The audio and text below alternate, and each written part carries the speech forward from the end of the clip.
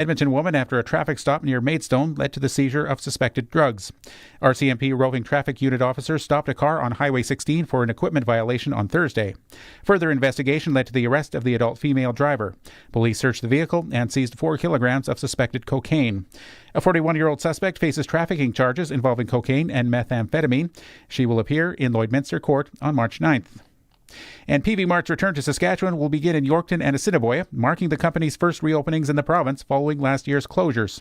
The company says both stores are expected to begin serving customers in early March. Marketing and e-commerce lead Megan Parisian says the locations were chosen for logistics, community support, and their history as strong-performing stores. The Yorkton and Assiniboia outlets will operate from their previous sites, with interior changes aimed at improving the shopping experience, including wider aisles. Parisian says the product mix will be reduced, but centered on essential farm, feed, and animal husbandry items. That was your 620 CKRM News. Read more stories from around your community and around the province at sasktoday.ca and 620ckrm.com. Weather for B&A Petroleum in Swift Current, with multiple locations serving southern Saskatchewan for over 30 years. See B&A Petroleum for all your fuel and propane needs. A few clouds tonight. Wind gusting to 40 kilometers an hour, dropping to a low of 0. Tuesday, partly sunny, bit windy and a high of +2. For Wednesday and Thursday, partly sunny and a high of +1. And then Friday, a little bit of sunshine, a little bit of cloud, breezy, and cooling with a high of -8. B&A Petroleum is a southern Saskatchewan family-owned business that's there for you. They've been supporting their clients for over 30 years with locations in several communities throughout the southern part of the province. B&A Petroleum is available for all your bulk fuel and lubricant needs, with propane at selected locations Monday to Friday. And don't forget, their Cardlock location is accessible 24 hours for your convenience. B&A Petroleum. Fuel you once, fuel you forever. Broadcasting from Century Studios in downtown Regina, Harvard Media presents The Sportscage, where Saskatchewan comes to talk local sports. Brought to you by Kellen Solar, installing solar in residential and commercial buildings for 35 years. Local and trusted. Kellen Solar. Visit kellensolar.com. Be part of the show. Call 1-866-767-0620 or text 306-936-6262. The Sports Cage. Streaming at sportscage.com, our YouTube channel, and on the radio at 620 CKRM. Appreciate you taking the time on this Monday afternoon. I'm your Monday host, Tegan Whitco, joined alongside voice of your Saskatchewan Roughriders, Mr. Dave Thomas, Colson Schultz on the controls, keeping us on the air at 620 CKRM and on the stream at sportscage.com, as well as our YouTube channel. All of our guests, by the way, that are going to be joining us this afternoon, join us on the Western Pizza Guest Hotline. It's the pizza known worldwide for a reason, loaded with toppings of Western Canadian ingredients and cooked to perfection. And you know what? I got to be honest, Dave. It was a long day, and I don't feel like cooking tonight. What's the best pizza from Western Pizza? Oh, the number 2. What's the number 2? Pepperoni bacon mushroom. Ooh. Is it terrible that I know the number right there? Like, you know, so you've ask ordered me what my new postal code is? No clue. But I can tell you what the number 2 is at Western Pizza. Do you remember your co-op number? From where? From here? From Saskatoon? From Weyburn? Take your pick. I'm a multi-co-op member, man. Okay. But that's how Regina, you can tell someone travels a lot. In Regina, no. No. Saskatoon, yes. And actually, I can remember my Weyburn. Again, I was from 0 to 18 in Weyburn? Something like that. And I can still remember that one. And I really someday want to go back to the Weyburn Co-op and just see if it actually works or not. I mean, you're not going to get the equity check. Or someone will, but it's just going to sit there. But I feel like such an outsider when I go to a community and I have to say, no, I don't have a membership number here. Like, I feel like they're judging me. You know what I mean? It happens to me all the time in Moosomin, and I know they're used to it being that they're right on, the Saskatchewan-Manitoba border, but I frequent Manitoba to see family, and I'm just like, man, the amount of money I have spent on gas here, that equity check would be so sweet. I feel like people look down at you when you don't have a co-op number. Just saying. Do you remember yours, Colson? My co-op number? Yeah. Yes, I got mine. How many do you have? Maybe that's the question. How many co-op numbers do you have? Can you beat 3?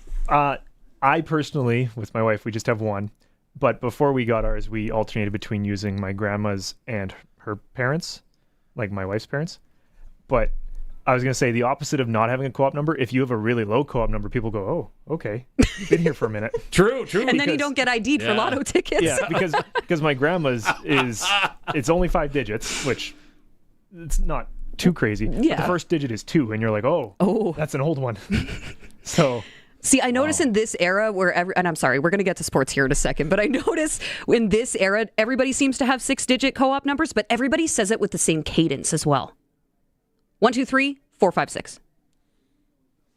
See, that's interesting because that's somewhat inefficient. A little bit. But everybody does it. I've stood in the line at co-op waiting to pay for my fuel, and I've noticed every single person says it with the same cadence, broken up into 3s. See, and if you deliver easy to remember that way. No, it's harder. They're actually, okay, like, again, I've looked way too far into this, and I don't, because there's huge rider news today. And But what? Nothing to talk about. All I'm saying is that the experts say that you should break it into numbers, right? So whatever it is you're trying to remember, right? So if you're remembering a 6-digit sequence, it's actually way harder to remember than it would be if you, say, had to remember 3 2-digit sequences. You know what I mean? Okay, like 13, 14, 15, 16, or whatever. 13, 14, 15, right? Would be easier than 1, 3, 1, 4, 1, 5. Now we're taking a peek into the human brain here. I know. You have really thought about this. This is deep. Are you? But if I understand that I'm saying 1, 3 and meaning 13, that's probably easier than 13 because it's shorter. And I think the whole point of it is shorter pieces of info for your brain to remember. Because I know what you're talking about because I think it was a Survivor episode. I don't watch Survivor, but I've seen one of them where a guy comes back at the end and he's like, oh yeah, I remembered because your brain remembers numbers easier than symbols. And I just assigned the symbols numbers and remembered all the numbers and then came back, wrote it all out in one go. And everyone else was like, what? Colson, man, you are disputing science. No. Go ahead. Don't give us your co-op number. Give us your membership number to the Flat Earth Society. Okay? Let's go ahead. Throw that in there. Careful, I have the buttons. True. Yeah, that's very true. He can just turn off that mic. Okay, I'm done. Okay. As Dave alluded to, some pretty big rider news. Pair of signings. Saskatchewan Roughriders on the defensive side of the ball. Yeah, it seems like a while since we've signed defensive players, but these are 2 stalwarts. Tevaughn Campbell signed early this morning, and then about an hour later, Jameer Thurman.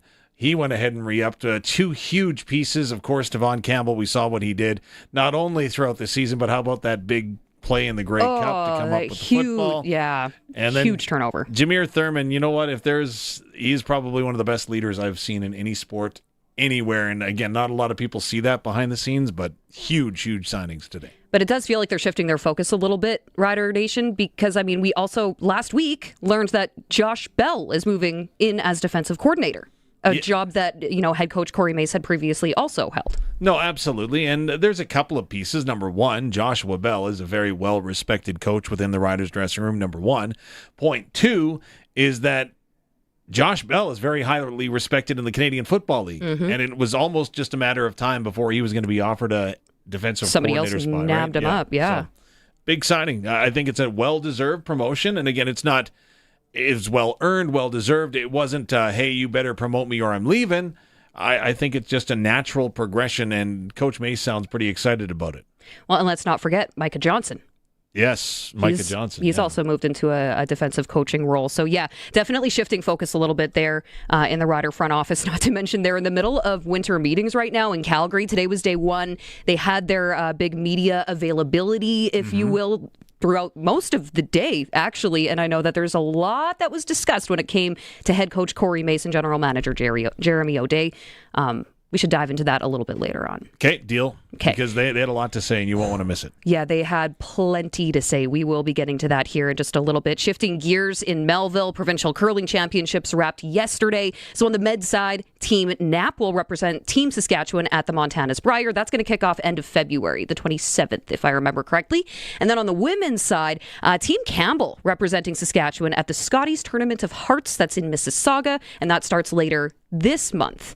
So pretty exciting stuff. You watch any of the curling? I did, actually, quite a bit of it. And it was interesting because, again, the way that this is set up, it was a full round robin for both sides. And Ashley Tevaughn from Martinsville and Rylan Kleiter from Saskatoon went undefeated through the round robin. They looked like the teams to beat, and they had fantastic events. But Kelly Knapp was able to beat Clyder not once but twice in the playoffs. And then Jolene Campbell, full marks for the effort that she put in, defeating Ashley Tevaughn in the 1-2 game and then making the most of her opportunity in the final. Again, both well-curled games and pretty well-attended event with volunteers that came out of the woodwork to make it a huge success. So big time. Well, and here in Saskatchewan, we know how to throw a party around a curling tournament. Yeah, that's right. And you throw in what's happening at the patch, and apparently it was a good time had by all. But again, congratulations to the Knapp rink and, of course, Jolene Campbell. They will represent as well. Jolene Campbell, 10 years since she won her first Scotties, or I guess provincial women's curling championship back in 2016. So she'll go back to the Scotties as a skip for the first time in a decade. Now off to Ontario at the end of the month. There was also a few football games that were, I don't know, good. They were okay, weren't they? Yeah, you know what? Well, the game quality index would have been up there. If you were watching the stream at sportscage.com, you can see that Barney has a very wrinkled Patriots flag behind me here on the screen. Tempted to take it down, but I'm like, you know what? They didn't allow a single touchdown last night. I'll let them have this one. Was New England that good, or were the Chargers that bad? I think it's the latter of the two. I think you're right. But, hey, everybody's got his opportunity, and let's face it, New England played well all season. They used home field to their advantage. Mm-hmm. I can't wait to talk about that a little bit later on when you talk about warm weather teams playing against cold weather teams.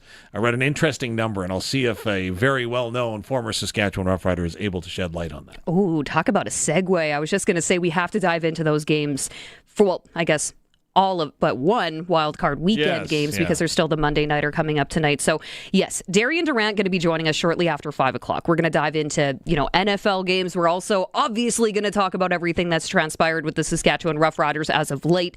And of course, we'll also hear from head coach Corey Mace and Jeremy O'Day a little bit later on.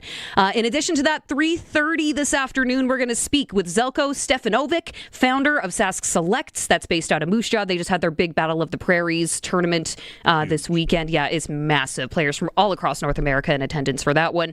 We also spoke with the vice president, Chad MacPherson, from the Prairie Store Minor Hockey Association. They got some issues with ice surface availability. So we're going to see where they're at with that. They put out a call to action in the fall. And then I just kind of wanted to do a follow-up on that and see how we're doing. Clutch Performer. Plenty of those from the weekend, so we're going to dive into that a little bit later on. And then in Pat's chat around 5:30, Caden Brown will be joining us, who recently committed to Lindenwood University for the 2026-27 season. And we're also going to be giving away some tickets to the Pats game this Wednesday night. Swift Current in town, so if you want to check that out, all we're going to be asking for you to do is send in two simple things. At least I hope they're simple. You're going to text us on the Prairie Land Rentals text line. Okay, 306-936-6262. You're going to send us your name, first and last, and the word Pats. And the word Pats. The word Pats. Is that easy enough?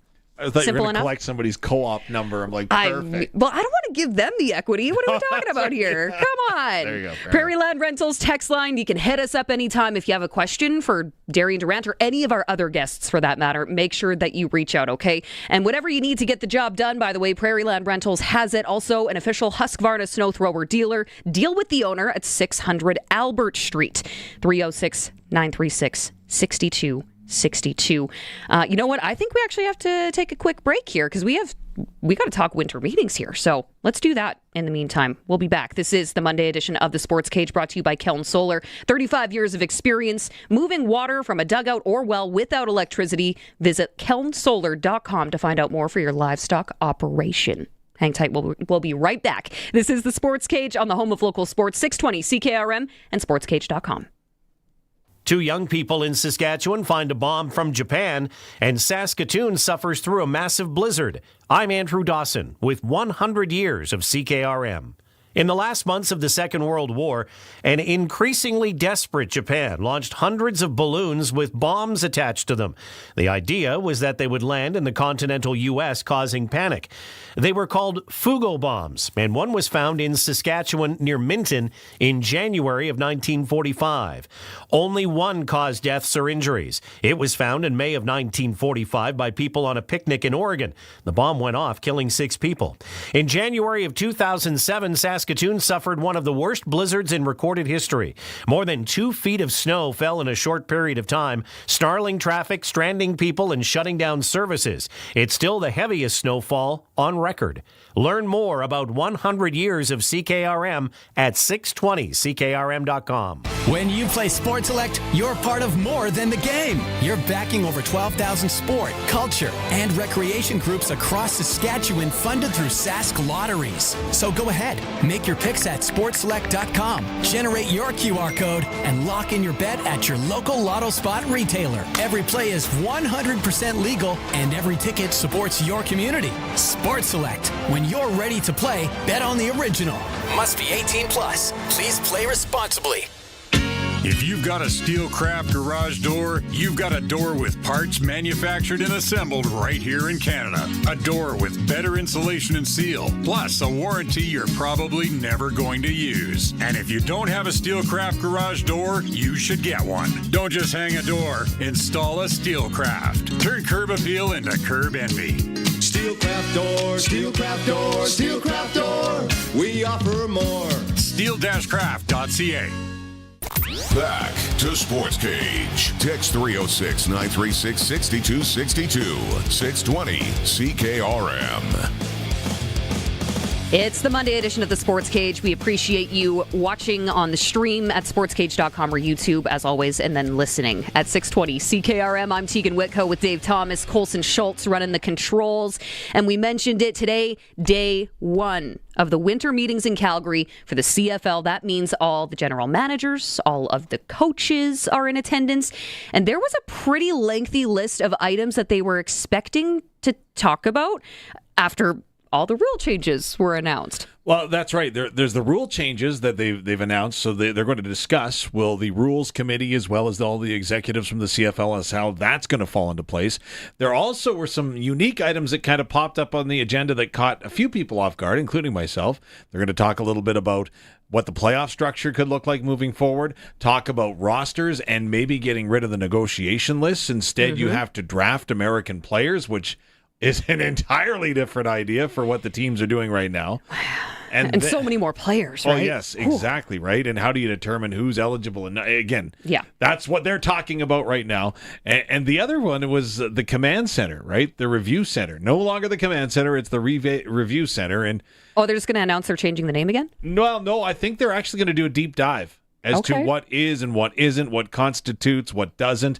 When should the center get involved? When should it not? So the thing is that everybody's going in, and again, saying and doing are two different things, I understand. But having heard from every general manager and head coach in the Canadian Football League this morning, everyone's going in with open ears and open eyes and waiting to find out what it might mean.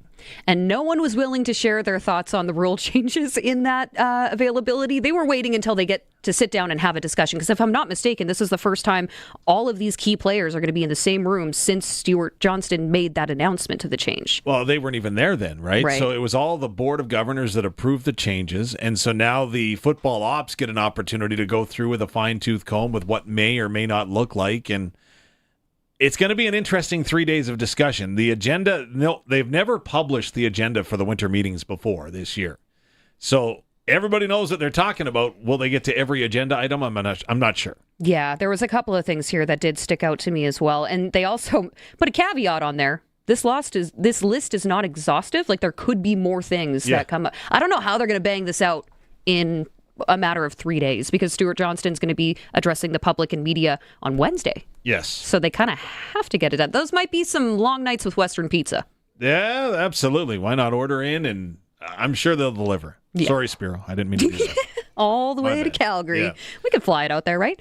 But let's focus on the Saskatchewan Roughriders. Yes. And what Jeremy O'Day and Corey Mace had to say when they were asked about some of these different items. Now, obviously, a pair of signings today, top of mind for a lot of people. Let's start with, the signing of Tevaughn Campbell. Here's head coach Corey Mace. Obviously, I think everybody's aware that the type of player and the kind of season that he had last year, extremely important, that we've got some corners with a little bit of size and some speed, and even TC was out there, laying a couple of hits last year. He's got some magnets in his hands, and we're really based off of a turnover football, and he managed to do that at a high clip, even missing, a portion of the games. It was extremely important to get him back for the playoff run and ultimately the Grey Cup, where he's part of 2 crucial turnovers. So on top of all that, man, outstanding human being, great father figure, great husband. There's a lot of good things you could say about TC. Happy to have him back. Yeah, just that he's, as Corey said, he's a difference maker for us. Great player, regardless of the passport. Obviously, him being Canadian does help us with the ratio. I think you could tell there's a difference when he's not in the game. And I think, just fit right in. You weren't sure, how that was going to take place when he came back from the NFL, and just kind of fit right in with all the guys, and, became a big part of the locker room, and, super excited for him to have the opportunity to win the Grey Cup there. And then, we're just excited to have TC back. Corey Mace and Jeremy O'Day, of course, discussing the extension for the one and only Tevaughn Campbell. And as if they weren't busy enough, as we alluded to earlier with winter meetings and the Tevaughn signing, there was also another one, Dave. Yeah, absolutely. And probably the quarterback of the defense is your middle linebacker, and the Riders were able to go ahead and re-sign Jameer Thurman, a pending free agent. And as you can well imagine, they were quite excited about that. Jeremy O'Day talked to us about it. Well, first of all, very important to get Jameer back. He's one of our leaders, obviously a team captain, just a consummate professional, works his butt off. We talk about a couple years ago where he played with a torn bicep and, fought through injury and played the whole year for us and played at a high level, and gives us some continuity at the middle linebacker spot. So, just important piece and wanted to have him for another year. Head coach Corey Mace and general manager Jeremy O'Day addressing media at the winter meetings in Calgary this week. So, of course, a pair of signings today.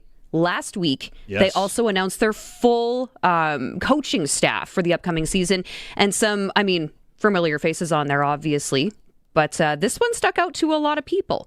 Joshua Bell is going to be stepping into the role as defensive coordinator. And he told us that was head coach Corey Mace. Let us know what he thought about that. Josh, he's done an incredible job through his entire coaching career. Whether it just be, I've always thought of him as one of the top coaches at his position group. And certainly just, how we operate and how we've operated, for quite a few years together. It's a collaborative effort. I don't think that's going to change at all. But certainly, a lot of people, I'm sure, would be interested in having Josh Bell, run their defense, and we're fortunate as ever to have him stay in the building and be able to do that, with us. And truthfully, I know it was important for him as well, man. So, extremely, extremely excited, for his opportunity, but obviously something that we'll be right there together as we've been to this point. So, worked out great.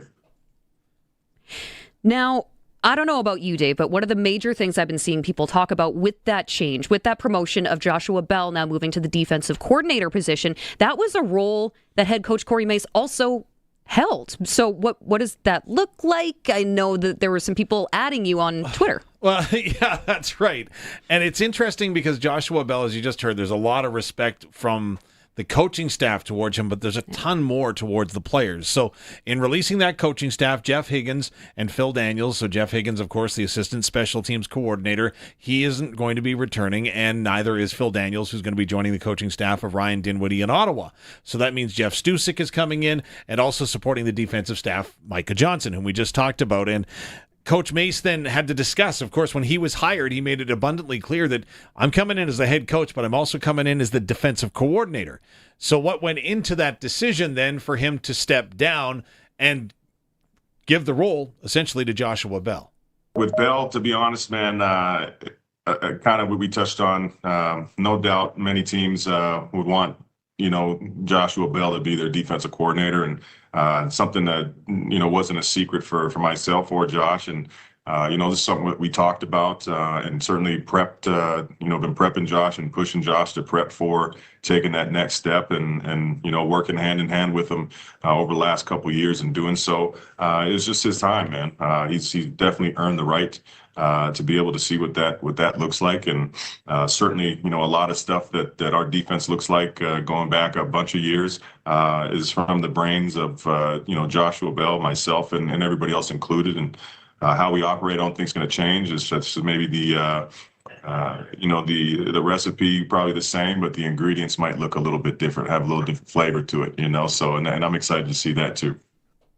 The one thing, a couple of things I will say about Joshua Bell: incredibly talented, yep, and possibly the most animated coach on the sidelines, and I absolutely love it. Maybe I'm only noticing it in its recency bias because this is my first year really, really closely covering this team, but he is a personality, and I can see why the players like him. Yeah, absolutely. And just the ideas that he has, and he talks about it. And I had a great conversation with him at one point this season when the Riders were giving up 400 passing yards per game. Of course, he previously was the pass game defensive coordinator, for lack of a better term. And he's like, don't worry. Like, we've had moving pieces all the time. Like, I'm not worried. Like, we've got guys that are veteran guys in the locker room, but those guys are all coachable. We can have conversations. And that's what set Josh Bell, I think, apart in a lot of guys' minds, of the respect that they had mutually, because he's not going to dictate the terms. He's going to be able to relay the information two ways to make you the better player, if that makes sense. Well, and I think that there's a lot, when we look at all of the signings that have happened in this offseason already, and we still have a long ways to go. Yes. Right? We still have about 4 months to go here, a month until the free agency window opens. But I think the culture is really something that's really impressive with this team. And I mean, we've seen a couple of receivers already re-signed, but one of them we also see exit in Dante Myers. It was announced last week. I was so torn about this, but he is signed a futures contract, is my understanding, with the Cincinnati Bengals. So that means that he is pursuing an NFL opportunity. And, Alan Lee, one of our contributors at Sportscage.com, he texted me immediately and asked how I felt about it. Being the great Cincinnati Bengals fan that you are. Initially, I'm like, okay, I don't want anybody on the Bengals to get hurt. I would love to see him play, but that means that there's probably some other things going on in Cincinnati. So I'm very torn on it, although if there is a Dante Myers jersey that is available for purchase on the Cincinnati Bengals website, you better believe I'm buying that. Wow. Yeah, let's go. That would be pretty cool to see Joe Burrow throw to him. And you know what? He is an incredibly talented player. So well-deserved. But that does mean there are some other decisions that Jeremy O'Day needs to make with his receiving core. Absolutely, right? You have to move on from Dante Myers. And just maybe as a point of clarification, I get asked this all the time. What does a futures contract mean? Well, essentially, right, if you've signed a contract in an NFL with an NFL team right now, you are under contract for them for this season, which will end in a couple of weeks with the Super Bowl. The futures contract means that what you've signed does not impact this year's salary cap. Instead, it impacts next year's salary cap. That's future. Yes, absolutely. And so basically you're then able to attend the off-season workouts. You're able to attend training camp. You could make the roster spot because that's what you've signed for the 2026-2027 season, if that makes sense. Yeah, it's a little bit different to the NFL versus CFL. Exactly. But for Dante Myers, in his case, he gets his shot at the Cincinnati Bengals, well-earned, well-deserved, and we wish him all the best, obviously. But the other guy that's in that locker room, a pending free agent in 29 days, is Keyshawn Johnson. So does that change anything when it comes to the way the Riders are looking at him? To be determined. Again, when we're talking about all these guys, I just want to start off by saying we'd love to have all these guys back. So I don't want to make it sound like it's impossible or not, but the reality of it is we're not going to be able to get every guy back that was on our roster last year, right? So those discussions are ongoing, and again, there's a lot of moving pieces. I'm sure everyone can understand that. We have a large number of free agents that we're dealing with right now. I'm kind of just taking it step by step with those guys, but would love to have them back. Just want to make sure that they understand that we'd love to have the guys back that were here last year, but we'll have to wait and see how that all works out. So, of course, the catalyst of our conversation with Coach Mace and Jeremy O'Day was about the winter meetings in general. But when you get the opportunity, you ask about the big moves they're making on their roster. There's going to be plenty more coming from these two as the winter meetings roll out. Yeah, absolutely. And the work isn't done, right? No. Jeremy O'Day keeps saying, we would love to have everyone back. We're well aware that it's not going to happen, is when you put a championship team on the field, whether it's your coaches or whether it's your team. Look at the Toronto Argonauts from their Grey Cup winning team a couple of years ago, right? Just gets picked apart. Yeah. And it's well-deserved because once you're a champion, you're a champion. So I understand that you actually had a bit of an analogy that you used when you were asking about these rule changes and maybe what O'Day and Mace are looking for. Okay, so the rule changes are going to be discussed, right? Yes. And so I can't wrap my head around it. I keep getting asked, I'm sure you keep getting asked, what does the game look like, right? And so Coach Mace didn't want to talk about it at all during the season. He said, listen, we are focused on what we're doing in the here and now. We are not looking forward to next year. That's right. Absolutely. So the rule changes the way that I describe it. And I put this out to Coach Mace. I said, like, my wife, being the fantastic person that she is, she can decide that she is going to move the couch somewhere in the living room. And she will look at me and say, hey, what do you think? And I'm like, I have no idea. Like, we have to move it there. I'm still going to stub my toe on it no matter where it goes, but I cannot fathom what it's going to look like until I see what it does look like. Now, Coach Mace prepares for everything, so I asked him how he gets himself prepared for the impact on what the changes may be as far as the rules go in the game itself and the way that he has to prepare.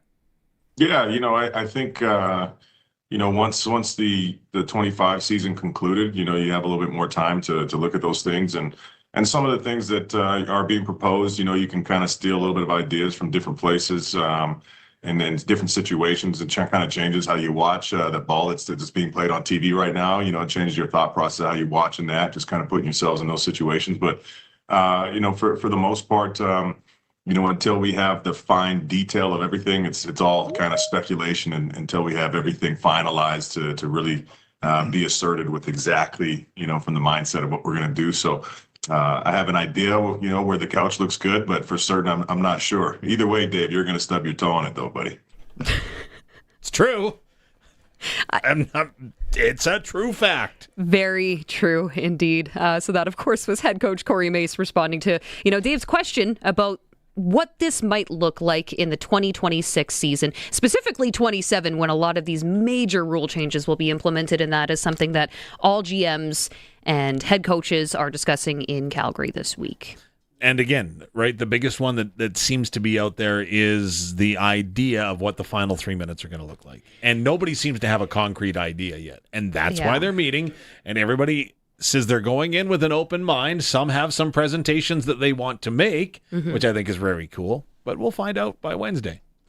Yes, there's going to be plenty more coming from this. I'm excited to see what comes out of that. I can only imagine how fiery that room is going to be. There are some big personalities in this league. To be a fly on the wall.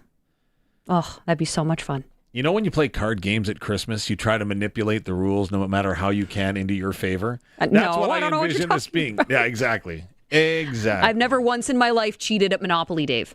Or Uno. Well, no, that one I'll admit to. Fair enough. So the winter meeting's taking place this week. More from head coach Corey Mace and, of course, general manager Jeremy O'Day throughout the week here as we get more. Now, we are going to take a quick break here and get to our next guest. Zeljko Stefanovic, co-founder of Saskatchewan Selects, just hosted Battle on the Prairies in Moose Jaw this weekend. We're going to find out more about that program and how it went. This is the Sportscage, streaming at Sportscage and 620 CKRM and sportscage.com. Winter in Saskatchewan tests everything, our patience, vehicles, and sometimes our bumpers. From icy parking lot dings to serious highway mishaps, choosing local matters. At Regina Motor Products Collision Center, we're Saskatchewan owned, run, and we drive these roads too. An SGI accredited full-service collision center working on all makes and models. Submit your SGI claim and book your appraisal. It's easy. When you need repairs you can trust, it's neighbors helping neighbors. Regina Motor Products Collision Center, south at Highways 1 and 6 Albert Street, rmpchevrolet.com. If your garage door is running a little rough, you don't need to be talked into something that you don't need. Sir, what you need is the new gigantic-esque, voluminous, astronomical, ginormous, gargantuan, exquisite air garage. Just call Busy Bee Doors, the local experts who have been in business for many, many doors. They can fix or replace any commercial or garage door. Wait. With me, you get a little garage door keychain, please. Busy Bee Doors, the garage door specialists. Don't miss a minute of Sportscage. Podcasts are posted at sportscage.com.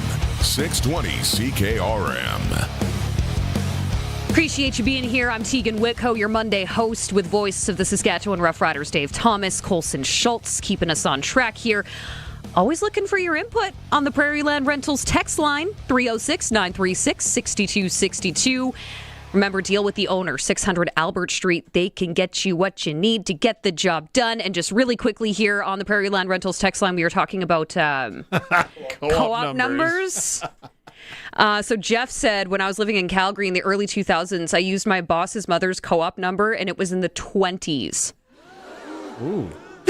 My boss's mother. I'd love to know how you got that co-op number. You know what? If you don't have one, you might as well use someone's. True. Oh, Saskatchewan claim to fame here from Derek. First-time texter, too. Co-op number 5. Like, your co-op number is 5? Like, there's no other digits? It's 5? Derek, there's no other digits? So does that... I mean, he says claim to fame, so that's my assumption. I want him to clarify, please. Does that mean someone has 1? Oh, I would love to have number 1. That would be something. That would be so cool. Yeah. Like a novelty co-op number. You started a rabbit trail. We really have, and I have no idea how we got here, but this is what we're dealing with. Anyway, I don't want to keep our next guest waiting any longer. Joining us on the Western Pizza guest hotline, Zeljko Stefanovic, co-founder of Saskatchewan Selects, based out of Moose Jaw. Thanks for doing this. Zeljko, you don't have to tell us what your co-op number is, but I am curious if it's in the single digits or, I don't know, is it in the 6 digits? Hey, I'm from Croatia, so I don't even know what a co-op number is. But like, I'm just joking. No.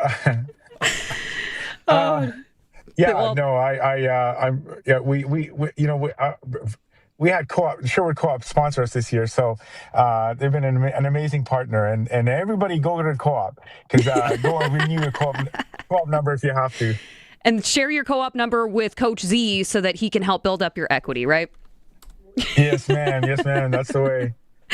So we want to talk about Battle on the Prairies from this weekend, Coach Z. The club, they wrapped it up on Sunday yesterday at Yara Center, which is a beautiful facility, but it's an indoor football showcase that draw elite teams from across North America. So first of all, I just want to know, what's your take? How'd the weekend go? It was long, man. It was like wall-to-wall football for 4 days. So like games got going at 7:30 in the morning on Thursday morning, and we ended last night or late yesterday at 5:30 p.m. with the championship games. It was 34 games I think we had over the course of 4 days. So it was a lot of football, a lot of fun. It was a lot of work to set up. It was a lot of volunteers, man. But it was well worth it. I mean, to be there yesterday, all 4 days for that matter. The mood in there, Tegan, like, I don't know if you've seen the new turf that we have in there, and the Yara Center was absolutely electric all day long.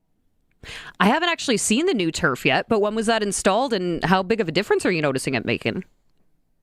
It's huge, man. Like they just put in, it was started in May and it was finished in June.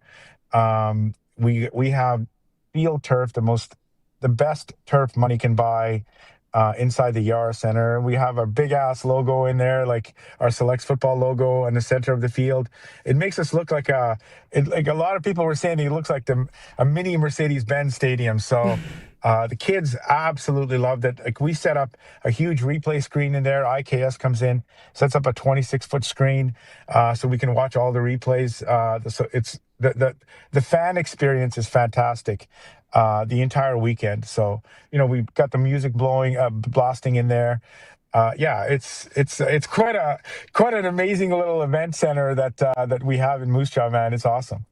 Well, these are elite players, right? And it's not just from U.S. and Mexico, but Canada, Western Canadian teams, and rural communities as well. So why is it so important to be able to, bring in kids, especially from these rural communities who might not get this opportunity otherwise?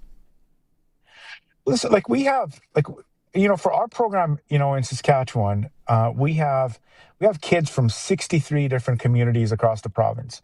So it's not just Regina kids or Saskatoon kids. Although I think I counted them. We have 16 players from Regina, across the 4 different age levels that we run. And then we have probably, twice that from Saskatoon and the Martinsville area. And then the rest are all, from across the province. And we have 300 kids in our program, because we have 7 teams that we run. And then we have, programs from Alberta, and then there's a program from Manitoba. To say, obviously, our since day one, and we started the program in 2011, our focus has always been on development. And, we want grinders, we want kids that want to learn the fundamental skills of football. And that's, we pride ourselves, and the program's focuses on that aspect of the game.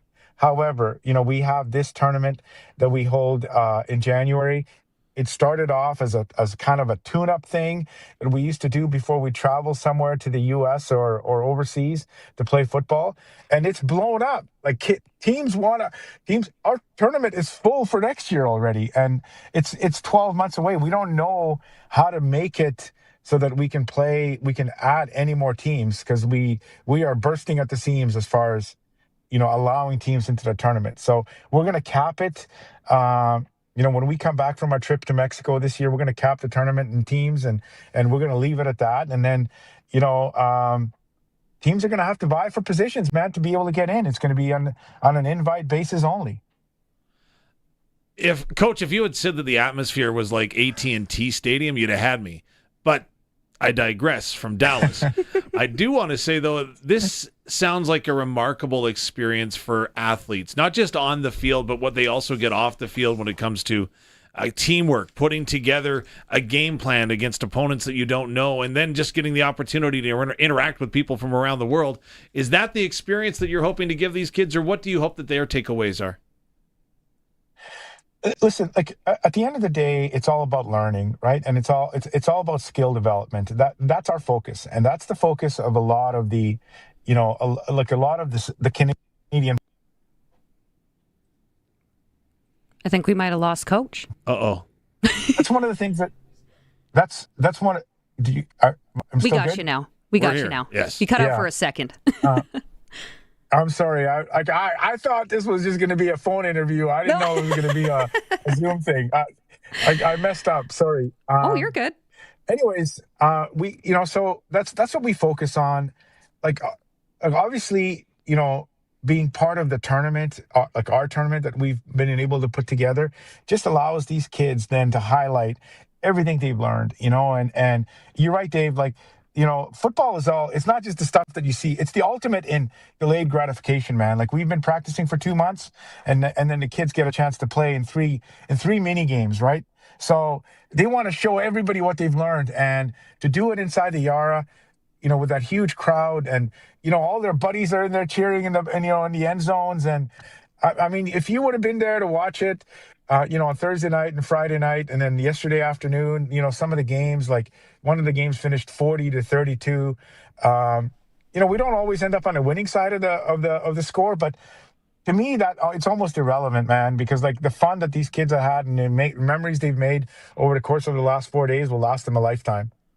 What's your individual takeaways from the event? Obviously, being around it for a number of years, you've seen the Mexican teams, for example, come and experience snow for the first time, or the bitter cold, or whatever it's been. What are your takeaways from this? Well, I tell you, the biggest takeaway is, first of all, I think the American teams think that they're going to come up here and they're going to walk all over us because this is their game, right? Mm-hmm. And man, a lot of them are in for a big surprise when they come here and we beat the tar out of them, and then it's they look for excuses, but it's tough, man. These our kids, and I've been saying this for the last 10 years, man. our kids here in this province are some of the best football players in North America. And I've been standing on my soapbox screaming that out. Nobody listens. You know, people in our program listen when the kids are getting NCAA scholarships, you know, and, you know, it's, again, you know, the quality of football here in Western Canada, in Saskatchewan. You know what? This year, for the first time ever, the Edmonton Elks brought a selects program.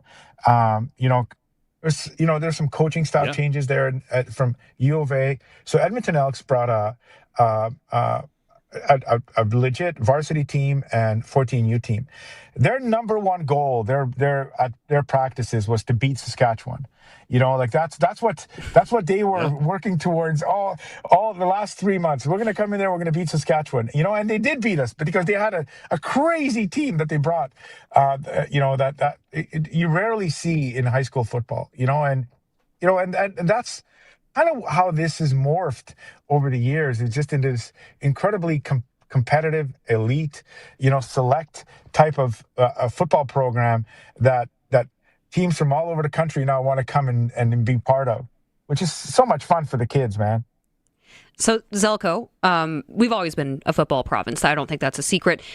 But you did mention that you guys are going to have to cap this thing at some point. Did you notice a spike in interest after the Riders won the Cup? Well, you know what? Like, because our program starts early, before the Grey Cup, right? Tegan. So, you know, we because of the success that we had of our tournament last year and the year before, we were bursting at the seams, man. I think we ended up cutting. I know it's a terrible word, man, but we ended up cutting about 150 kids because we simply didn't have the room for practices with more than 300, right? So with more than 7 teams. And then you know what? Then the success of the Riders with the Grey Cup, it just kind of blew everything up. You know, because everybody kind of sees the quality of the football, and you guys saw, you know, at the U Sports level how well we did. I think we had, you know, between U of S and U of R, I think there's 45 or 50 of our former players that are on those two teams. And then at the junior level, we had about the same. I think we have 30 kids or 35 kids that are on the Thunder that are former selects players. And then the same thing, you know, with the Hilltops, man. And then the success at the U18 level, success at the U16 level over the last several years, we're kind of at the top of the game in Canada as far as you know, minor football and youth football and high school football, and then now at the U Sports level. So every year we're competing at the national level for a first or second place. I don't want to call you out on numbers because I'm not really a good numbers guy, but only 18 from Regina. Every person it seemed like I talked to this weekend was going to Moose Jaw because one of their kids were playing football in the selects tournament, which I guess is a cool thing. But you mentioned you've got 60, 70 different communities around the province that are represented. Where are kids coming from? And I guess that just goes to show the quality of the program that everybody wants to be involved in. Yeah, man. You know what, Dave? We have a kid on our 12U team that's from Flin Flon. They drive seven hours to practice. They leave Friday afternoon. They're practice there at early Saturday, and you know, then they go home. They get home late Sunday night. Every weekend we have a practice, and you know, so then we have some kids from Lloydminster, North Battleford, north of Sask, Prince Albert. You know, we had kids from La Ronge. So, and then, you know, a lot of kids, we have quite a few kids now from Medicine Hat that are making their way over because it's a 4-hour drive to Moose Jaw, 3.5 hours.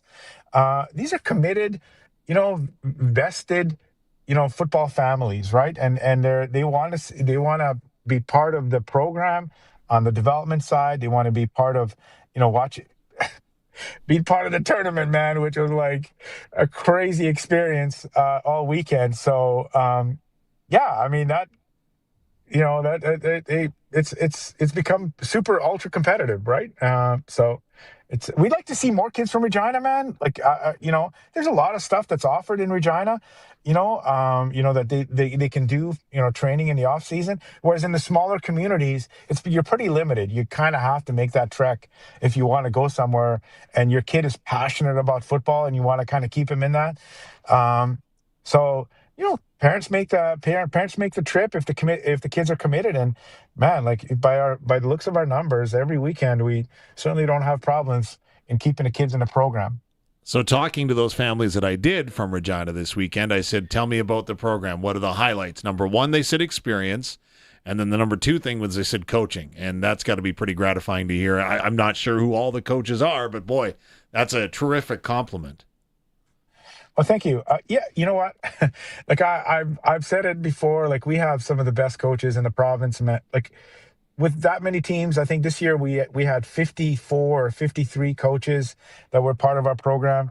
Man, Dave, there's a guy coaching for us that coached me when I was in high school, and I'm not if you look at my hair, man, I'm not a spring chicken. So 2 years ago, 3? That dude's been coaching. Yeah. That dude's been coaching for Paul Dawson, is the guy that I'm talking about. He coached me at Le Boldus when I was there back in the 80s, man. And he coaches for our program, an unbelievable individual. Like Greg Nesbitt coaches our defensive line at the varsity level. Again, 40 years of coaching experience. Addison Richards, who played for the Bombers.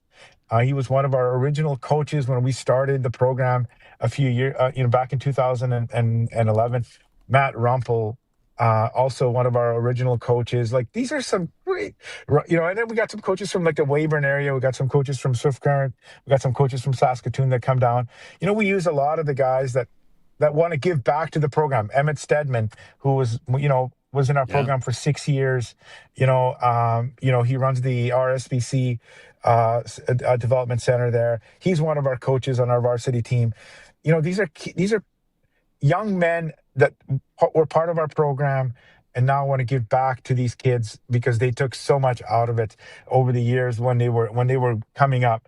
Emmett Stedman's made some unbelievable plays in our program over the years when we were traveling down to Dallas and San Antonio and Florida. Like those guys are super committed. Like we got the McCauley twins. They're coaching our 10U program, man. Like you can't get more energetic, more passionate dudes than Scott's boys, man. I don't know if you've ever seen them or, those 10-year-olds just respond so well to that energy that those kids bring, man. And it kind of fosters it, right? And to have those kind of individuals, helping us, it only makes the program better. And I think that's what the parents are seeing, right? Their kids are coming home. They're loving the experience. They're all sweaty because they're, just finished a 2-hour practice and they're learning so much, man, because we take it to the next level. Like everything is recorded. We have Zoom sessions where we break down the practice. We break down the practices, man. So like, you don't get that kind of stuff anywhere. So, the program is, that we take it to the next level, man. Like yesterday, IKS set up all their stuff inside the yard. We had 8 camera angles, man. Like the refs are allowed to review plays and calls, there's challenges. They get a challenge flag, they throw the challenge, and the refs go behind it. They look on the screen at, whether they got the call right. We're trying to different things. We have comms in the helmets for the kids, on the offensive side. So coaches are calling the plays in from the sidelines. It's a totally different level, man. And the kids and the parents are truly having fun with it. We're having a ball with it, man, because it's so much fun. I think all you're missing are those post cams in the end zone. Tegan, we were testing those this weekend. I was we're joking. Use them for next year. No. This is serious stuff, man. Like we tested those. We had a couple of angles. We just have to do a little bit of work to get them to tweak, for next year. But we will be using them at the first down level and in the end zones. I love that. Well, I'm definitely going to have to come check out the new turf at Yara Center, but I know we got to go here. I did just want to ask you real quick. I know that you watched dozens of football games already this weekend, Coach, but it's wild card week. Wraps up tonight. Who you got? Steelers, Texans. Oh man, I'm a Steelers dude, man. Like you gotta. Okay, Dave is gone. I can't. Yeah. Like I love Green Bay. I'm a former. I'm sorry. I'm old school, right? Like, I love Rodgers. The Steelers are going to take it for sure, man. Well, we can agree to disagree, but Zeljko, appreciate your time. Really love this, and feel free to use my co-op number anytime. I'll take the equity. Will do. Thank you so much, you guys. You've been awesome. Oh, thanks so much. Zeljko Stefanovic, of course, co-founder of the Saskatchewan Selects based out of Moose Jaw. They just had their battle on the prairies this weekend, which looked absolutely incredible. I was kidding about the posts, but the wow. I know, right? Yeah. The pylon cam. The pylon cam. That's the word I was looking for. Yeah, that's something. Yeah, that's wild. Okay, we do have to take a break, so make sure that you hang tight. We do still have that sports ticker coming up. It's straight ahead. This is the Sports Cage. It's on 620 CKRM and streaming at sportscage.com. Join Sask today at the Western Canadian Crop Production Show, January 13th through 15th at Prairie Land Park. Ryan Young and Doug Falconer will be there, bringing you the very latest from the ag industry, live from the show floor. From crops to markets to what matters most on the farm, Sask today has it covered. Stop by, say hello, and catch all the latest anytime at saskagtoday.com. Sask Today, live from the Western Canadian Crop Production Show, January 13th to 15th. Did you know over 1.3 million homeowners call on Reliance for their water heater needs? With over 150,000 five-star online reviews and over 60 years experience, you could say Reliance Heath are water heater experts. Switch to Reliance today.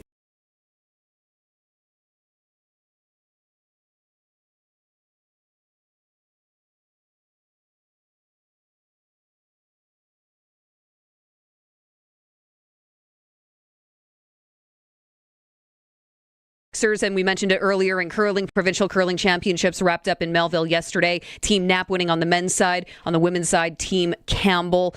So the men's will advance to the Brier, and of course the women's side will advance to the Scotties starting later this month. That is your sports ticker. It's brought to you by Reliance Group of Companies. Switch to Reliance today. Get $200 cash back with your new water heater. Some conditions apply. Call on Reliance. We are the voice of Saskatchewan. 620 CKRM Regina, a Harvard media station. CKRM!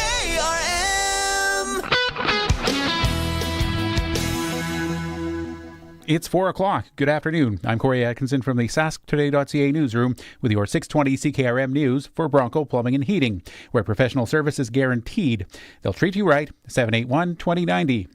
The family of 36-year-old Trevor Dubois, who died after a struggle with hospital security in Saskatoon, says the item police called an imitation firearm was actually a colorful cigarette holder and lighter.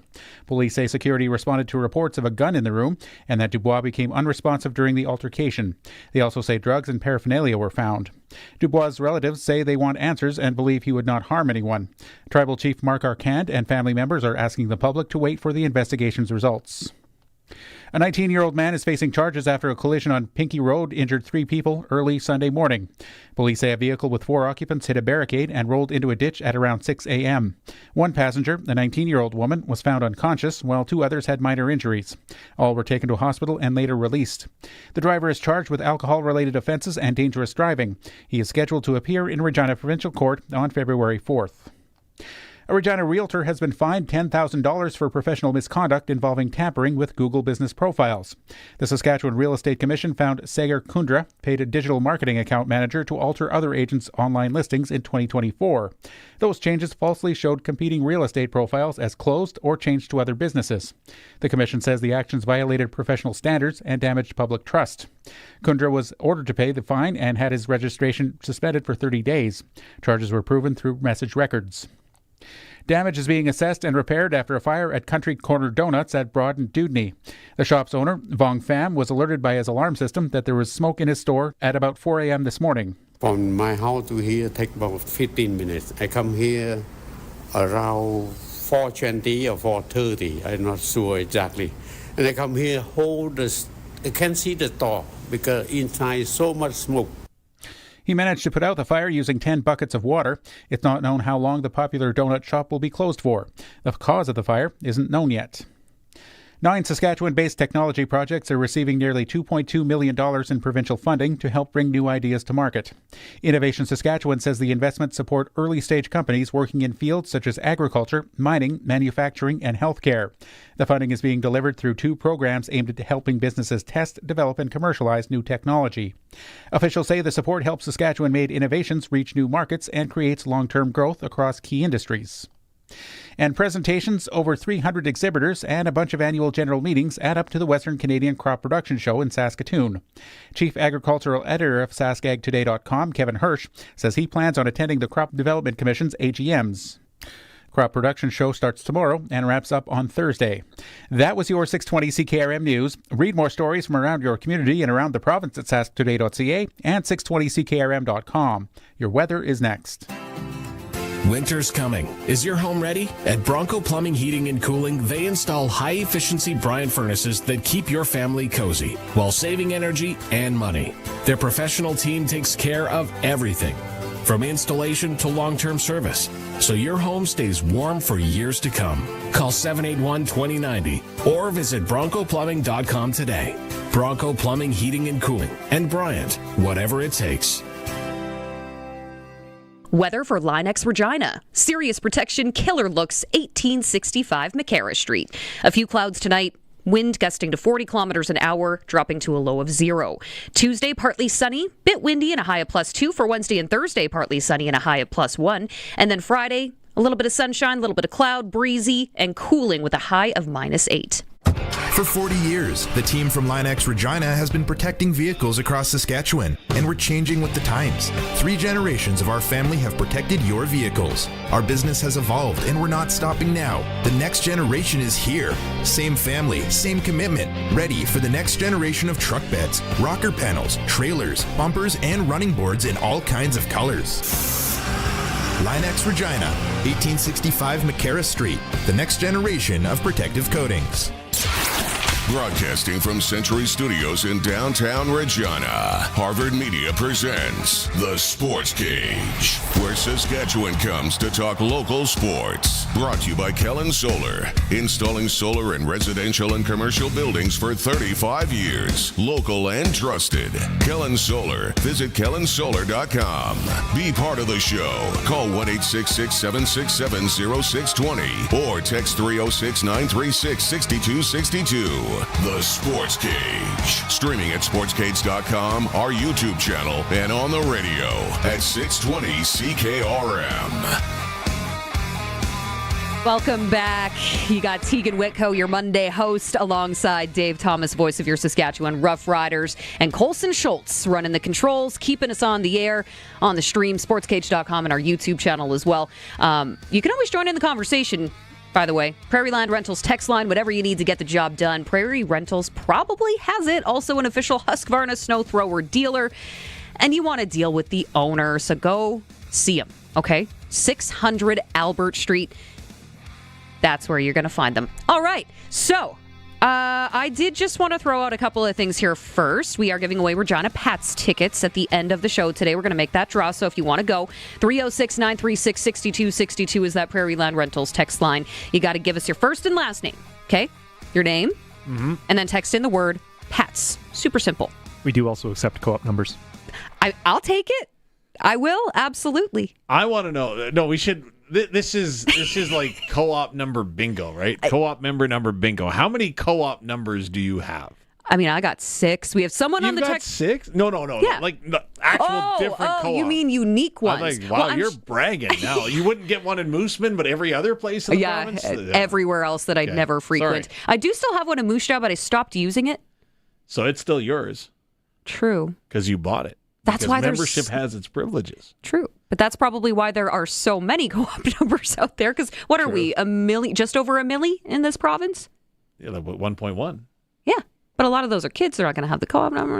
You never know. You start them early. Well, I mean, it doesn't hurt to start them young. No, I'm not saying. Yeah, exactly. Don't ask us how we got into this conversation. But because we won't know the answer. That's why. We just landed here. It's Monday. We're having a good time with this, and we still have plenty on the way for you as well. So remember to text that Prairie Land Rentals text line 306-936-6262. Maybe you got a question for Darian Durant because he's going to be coming up after 5 o'clock. We also have our clutch performers here in about half an hour or so. So maybe there's one that you want to toss in here for consideration. And then Pat's chat has Caden Brown coming in from the Regina Pats. We're also going to continue to talk a little bit about the CFL winter meetings. Head coach Corey Mace, GM Jeremy O'Day for your Saskatchewan Roughriders in attendance, and we did hear from them earlier in the afternoon. They're going to take a couple of days here, and then good old Stewie J, CFL commissioner, is going to address the public at the end of them all. Stewie J, is that his rap name or what? You know what? If the player Stewie J, if the players get nicknames, why can't people in management? I'm not saying they can't, but I've never heard him referred to as Stewie J. We're on for nickname basis now. Yeah, I'm trying to think now of a rap that would involve moving the Stewie J? goalposts back. Oh, we could get a parody going so fast. Yeah. Stewie J. I mean, everyone heard we're the big dogs techno vibe during the playoffs. So yeah, we can whip up something. Maybe not by next Monday, but I'll get to work on that. Okay. Monday edition of the Sportscage also brought to you by Campbell Solar, installing solar in residential and commercial buildings for 35 years, local and trusted. Visit Campbell Solar. Visit CampbellSolar.com. So we were just talking with Coach Zeljko, Stefanovic, and I don't want to butcher his name, but I'm pretty sure I got it right. So he's from the Sask Selects in Moose Jaw, and they had their battle on the Prairies this weekend. Moose Jaw was bumping, though, because there was also senior women's hockey, kind of like an all-star showcase of sorts at Temple Garden Center. You were there? Team North, I wasn't there, but a number of people were, over 500 in attendance. Team North defeated Team South 6-1, and there were a lot of smiles around, and there was a lot of women that were playing whose kids had a chance to see mom play in a competitive hockey game for the first time in a while. And by all accounts, it was well attended. Everybody had a good time. It was a good game, a good showcase. Team North jumped out to a quick 2-0 lead. Team South was chasing as they got the next goal, but then just couldn't get any closer than that. But again, all in all, you got to give them credit. This is the first time for everything. So everything is a first annual this year. And again, isn't that inaugural? If it's first annual, isn't that I'm pretty sure that means inaugural. Well, it could be. I'm not disputing it. I just made it up. Colson just confirmed. Yeah. Okay. Talk to Stewie J. Anyways, yeah, I will. But no, it was a great event. End of the day, great event at the Temple Gardens Center. And again, well done for the organizers. And again, good showcase. And I will say that is one great facility, Temple Garden Center in Moose Jaw. The Olympic rink. Maybe not so much the case. Now, they did have their test events over the weekend, right? This has been a highly discussed topic over the past several weeks because at one point they were saying, is the NHL even going to allow these players to go? Obviously, we know, yes, they will. Now, the first test match, my understanding is it was briefly delayed due to what organizers were calling a small hole in the ice, which, to be fair, I feel like it is the first time that you're playing on this ice surface. Don't freak out. I mean, it's probably going to happen. Things need to settle. I don't want to say rushed through the construction. They rushed through the construction. I'm just going to say it. They did. But how old were the pictures we were getting 3 weeks ago, 4 weeks ago, when there wasn't even a roof on the building? Yeah, I don't think they wanted people to take cameras in there, but oh boy, people did. Oh, yeah, absolutely. Over the weekend. The ice surface looks good. Mm-hmm. I mean, some of the pictures I saw still had plastic sheets hanging around, some seats missing. So cosmetically, boots on the ground reporters aren't saying it looks fantastic. But what matters is, if you're watching the stream, Colson's popping up some video right now. Even the locker rooms, they resemble a unfinished basement. Is how I would describe it. It's a little wood paneling away from an unfinished basement. You're right. You can still see drywall mud. You can still see a lot of exposed rebar all throughout the facility. And my understanding is, now this is not me reporting, this is actually something I heard Elliot Friedman talking about over the weekend because he was also discussing pictures of the dressing room. Now, allegedly what people are hearing there is that their main focus and what they consider to be a victory is if everything on camera is functioning. Absolutely it is. For sure it is. So, I mean, the immediate areas around the ice surface might be working. but everything else might be a little bit of a gong show. See, this... Including the food. There were some people saying that the food might not be up to par for the players, I should specify, in Italy, where they're known for their delicious food. See, the thing is, though, that this isn't a first, right? Like, there have been many, many, many a venue that opened without everything being ready to be open, if you know what I mean. This isn't a hot take. So making sure that it looks good for the cameras is priority one. Yes. And again, it is priority one. Priority two will be player safety, right? And from what I understand with the ice surface, there was a hole in it that caused a delay in the one game that was just kind of right beside the left wing face-off circle. So what I'm telling you is that I don't think this is to be unexpected. But from what I also have learned is that they are going to actually be ripping the ice out again before the start of the Olympics because there's still a lot of work to do. And I heard it was getting dirty. That's right. Like pretty dirty so there it'll too. Get dirty. So they got to they'll have to rip the ice out, clean everything, and then let it go. This is why you host test events. Oh, that's why it was there, right? I'm just wondering, like we saw the CFLPA come out with their report cards last week. Can we get each country's roster to give us a report card on the Olympic facilities? I'm just hoping that it doesn't tarnish the will and want of NHL players to participate in the Olympics. It's a fair point. Obviously, you're going to learn from this, right? Like everyone, I'm assuming, will have a debrief at the end of it and say, hey, that doesn't work. Like, we have to have this ready to go. I'm guessing. Bottom line, at the end of the day, we still get to see NHL players in the Olympics. And I am incredibly excited for that. I think it's going to be great hockey.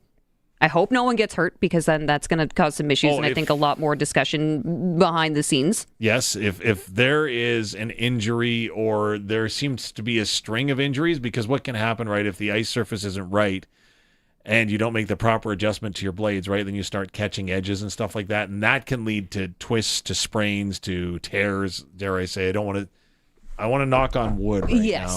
With the amount of times I've been seeing blades popping off players' skates as of late, it's almost a nightly thing. So that's a whole new animal. We won't get into that technology. Yeah, no, let's not. But Team Canada, they play their first game on the women's side February 5th versus Finland. Yep. Now, I do believe that's at a different facility than the one that we're specifically alluding to, but the men will be playing in that one. I don't want to butcher the name of what they're calling this rink, so I'm not going to.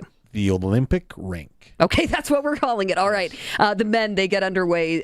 Team Canada, that is, the men's side, will get underway on February 12th versus Switzerland. Yes. So, now with all of that Olympic mess out of the way here now, why don't we bring things back a little bit local with our next guest? They're going to be joining us on the Western Pizza Guest Hotline. We're going to be talking some Saskatchewan hockey. Joining us now on the Western Pizza Guest Hotline, Chad MacPherson, Vice President of Prairie Storm Minor Hockey Association. Now, he's here to talk about a call to action that they recently put out.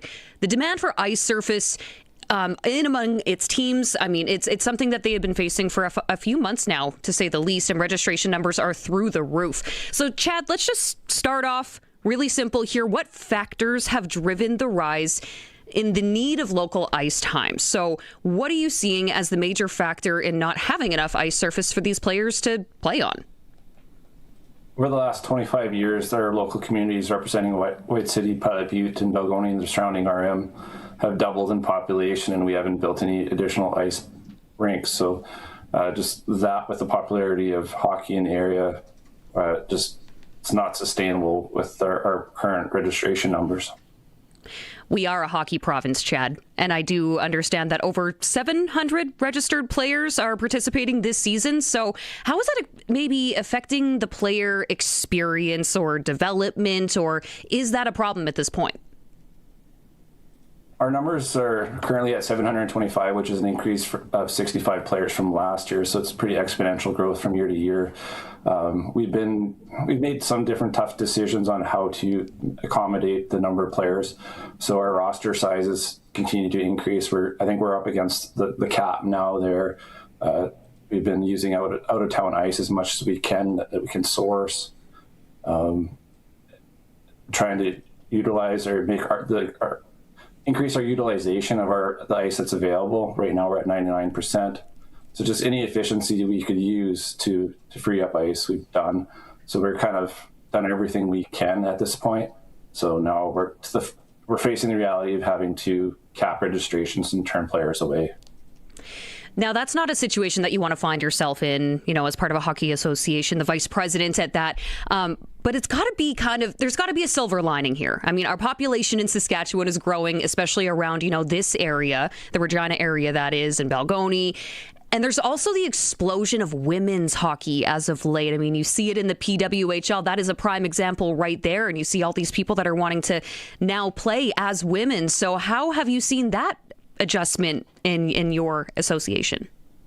Our female numbers are continuing to grow year over year. That's actually compounding our problem. Last year was the first year we've had a U13 team in a couple of years. And now we have 2 this year. And in a couple of years, we'll have U15.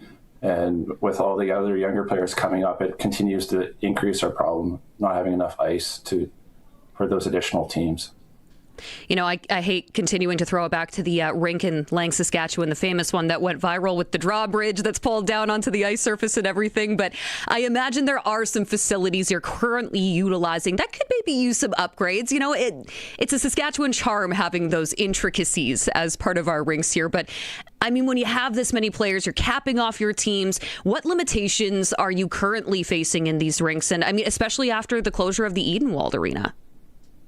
Yeah, the Edenwald was kind of our overflow rink, and we lost that a couple of years ago due to infestation of wood mites. Since then, we've been using Odessa, Vibank, and Fort Capel as much as we can. So it's been a stopgap for us, but it's making players have to drive further to play. Yeah, driving further. And are they up to par? Do those rinks need any upgrades that you're aware of? Those facilities are pretty up to date and standard. They're all artificial ice plants. Good. There are some natural plants out there, or natural rinks out there, but for us, it's not reliable enough. We were using one a couple of years ago, and with the mild January, it just wasn't predictable enough to be able to use it. So how many more ice surfaces, ballpark it for me, how many more would you need to kind of fit the need that you have right now? Well, right now we're using those other 3 rinks that I mentioned for an additional 300 hours, which is about half of another rink already.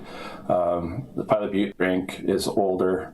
It was built in the late 60s, so I think its life expectancy is another 10 to 20 years. So we need to be looking at that long term. And our other 2 rinks in Balgony and White City are about 25 years old. So just to project out, we're probably needing 2 rinks to accommodate for growth and 1 for replacing the existing rink. But right now, kind of our target's 2 at a minimum. So in terms of yourself as the vice president and the rest of the board, what kind of steps have you taken in this planning process to address the need for more ice surface? Well, even our own members, we've never really talked about it before November. We just kind of notified our members of the situation. A lot of people were in the dark on, how we've been limping through, I'll say, to make it work and get everybody on a team. But, we just had to make that call to action and make people aware of the situation. Since then, we've been meeting with all the local municipal councils and RM council and local officials, trying to find, where they're at, kind of what their appetite is and what funding's available through different grants. So is that on all different levels of government that you're hoping to apply for these grants? I mean, municipal and provincially, because, you are in a bunch of different areas and you can't just deal with one municipality, right? Right. It's kind of tricky. We're a regional organization and there's, 3 different towns plus an RM, and then you get into federal and provincial governments as well. I think most of the funding in the past has come through federal programs that the province has delivered. But I don't know, there was just some negotiations just prior to Christmas regarding that funding, and I don't know if there was a lot of recreational funding available in that announcement. For sure. So, I mean, the board is starting to put together some pretty concrete plans here. You're starting to get that word out to people. How do others get involved? Those who aren't board members, let's say, families, volunteers, community members, if people wanted to support this, how would they go about that? Well, they can reach out to us by visiting our website and contacting any one of the directors. I think some of our next steps are trying to get the municipalities all together and see what we can do. And then it'll become fundraising and starting to set some plans to move forward. So are you saying I should write a letter? No, just people reaching out if they want to volunteer to help fundraise, or if people want to make donations or have any ideas or anything that they could bring forward to support our our efforts would be appreciated. That's great. That's great. Chad MacPherson, Vice President of the, of course, the Prairie Storm Hockey Association. I can't get that right. Apparently, you guys made it too long on me. Where do we find out about any, fundraisers that are coming up? If you guys are hosting a steak night or a raffle of some sort, where's the best point of contact to get that information? People can visit our website, psmha.ca, or check us out on Facebook or Instagram. Okay. So you are on the socials, as the kids say. Okay, gotcha. Understood. Female Hockey Day, that's going to be coming up next weekend as well, so give us the skinny on that, Chad. It's our first ever female day. It's being held in Fort Capel. All of our female teams are going to be playing that day. The event's sponsored by Havana and Ackerman Construction. So this is just a whole celebration of female hockey within our organization. We're really excited for see how it goes. Yeah, it sounds like a lot of fun. Okay. Well, I appreciate the time, Chad. Is there anything else that we missed that you want to throw in here, just, when it comes to your call to action, anything that we missed? No, I don't think so. I really appreciate you guys taking the time to give us some airtime and let people know what we're up to. As always, appreciate the time. Chad MacPherson joining us on the Western Pizza Guest Hotline. It's the pizza that's known worldwide for a reason. Loaded with toppings of Western Canadian ingredients and always cooked to perfection. We'll take a quick break and be right back on the Sports Cage at 620 CKRM. It's late, the day's done, but you still need that part for your AGCO equipment. Good news, Nick Service now brings the parts department to your fingertips. With their new e-commerce site, online parts platform, you can search fast, check in-stock items anytime, and see accurate pricing in seconds. No waiting, no guessing, just simple, reliable AGCO parts ordering when you need it. Easy, fast, stress-free. Nick Service puts the parts counter in your pocket. Order anytime at nickservice.com. We asked Karen what it's like investing with Brian Gawley at Smart Investing Solutions. Brian is great to work with. He's always quick to get back to me. I like to ask a lot of questions, and he's always been really good. No question is a silly question. He cares about, when I ask him something, he's very detailed, and I know he cares about his clients, and he's very thorough when he explains things, so I understand it. SmartInvestingSolutions.ca. The Sports Cage Clutch Performer for Nick Service in Emerald Park. Your local Massey Ferguson Challenger, Rogator, Gleaner, and Fendt dealer. Call 781-1077. Man, all the talk about these co-op numbers. Uh-oh. It's, we're going to get to that in a little bit. We probably should do the Clutch Performer for Nick Service in Emerald Park. Now, I came in with 2 clutches, 1 unclutch. What? 1 unclutch performer. I thought you were I thought you were talking about your driving skills, and I'm like, what? No, I can drive stick pretty well, actually. 2 clutches and an unclutch? So I'm going to start with the negative. I don't like being negative all the time, but I just want to get this out there. The unclutch performers go to all of the jerks who are starting rumors about the Ottawa Senators players after Allmark left. Like he took that leave of absence. Leave of absence, yeah. And all of the garbage that I have been seeing on the internet, on social media, take your pick. It's everywhere. Mm-hmm. To the point where last week, I'm sure that you saw it, I'm sure Barney talked about it here on the Sports Cage, that the team sent out a statement talking about how people were trolls and they needed to cut it out. Unclutch. Do not like that. I know they're getting paid millions of dollars. I know they are professional athletes. You pay to watch them. They are still human beings at the end of the day. Unclutch performer. When you are messing with families, that's not cool. That is not acceptable. Apparently, where the whole thing is traceable back to as being the beginnings of this rumor that was terrible, the account has been deleted and the comment has also gone with it. Surprise, surprise. It feels like it's almost a flashback to the Connor Bedard mum and Corey Perry thing from last season, which it's just like, why do we need to have this in hockey? Why do we need that? Why do we need to have this in society? Yeah, in society, in any sport, not even just hockey. It just seems more prevalent, and maybe it's my algorithm. This could be a me problem. I don't know. That just irritated me over the weekend to no end. I was not okay with that. So on the flip side of that, 2 clutch performers. Ready. So does someone else want to go first, or should I do all 3? You're in. Okay, let's just keep going then. My first clutch performer had a sick get-up arriving to work this weekend. So James Van Riemsdyk. Now, he set aside the usual suits and toque hockey player uniform. The Detroit Red Wings forward showed up in a full Batman costume. Now, this was to celebrate his son Liam's 4th birthday before the team's game against the Habs in Montreal. I just thought that this was cool. This is why they don't have dress codes. That is all Because then you kinds can do of things cool. like that. All kinds of cool, yeah. I loved that so much. Okay, and the other one I have is truly... Okay, they're calling it a filthy move, but I would rather call it straight up delectable. University of Minnesota women's hockey star Abby Murphy, she was playing for Minnesota State, and this is insane. We're going to put this up. Watch the stream. Go back and watch it if you haven't seen this play already. So...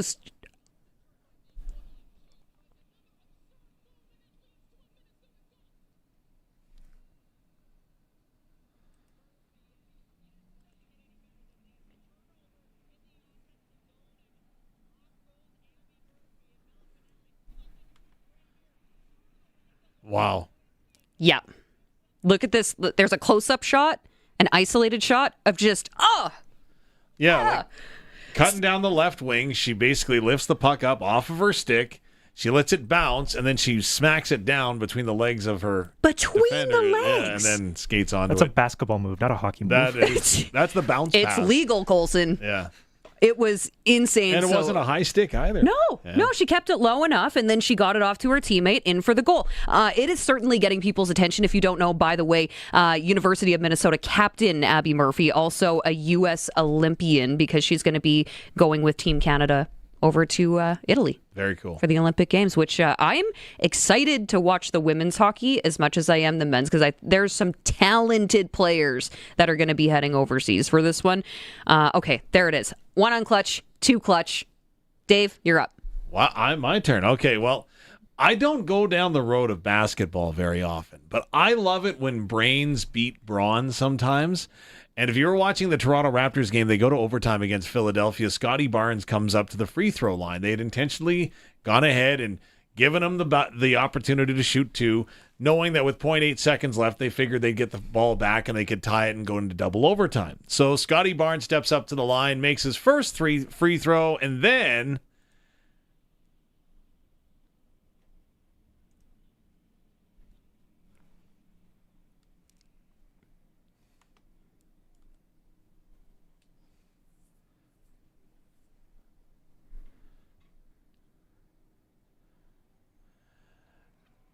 So he gets the ball back from the ref, and he shoots before anybody is ready.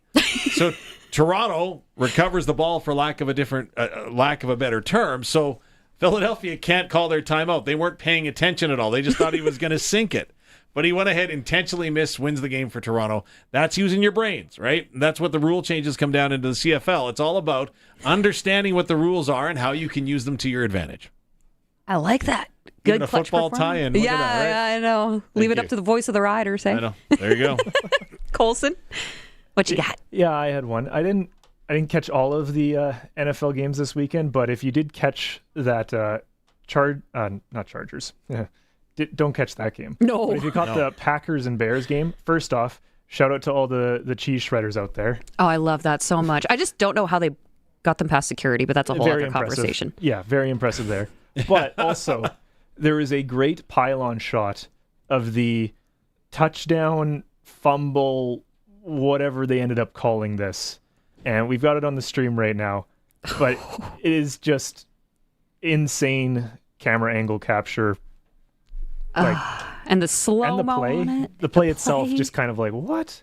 So who are you throwing the clutch to? The camera or the camera operator? We can't the player give... who recovered the fumble gets one. Okay, for sure, yeah. And then I would probably say, the producer who chose to record that specific camera angle so that we have that. Because I don't imagine you're recording it all the time. That's a lot of footage.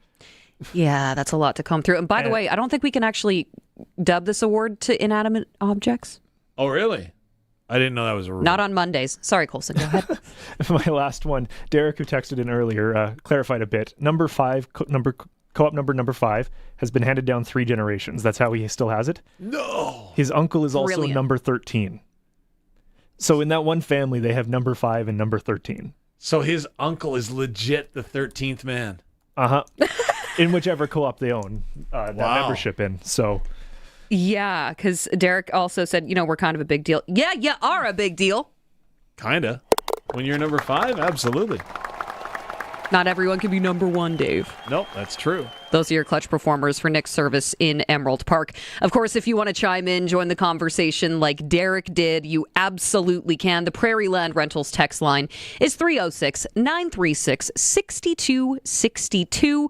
Whatever you need to get the job done, Prairie Land Rentals probably has it. Also, an official Husqvarna snow thrower dealer. Deal with the owner at 600 Albert Street. And yes, we are talking about co-op numbers today, so I would love to hear how many you got there. Roscoe even texted in. His library card was number 1. That's like close. Almost. You know what? I'm going to give it to him. That's pretty cool.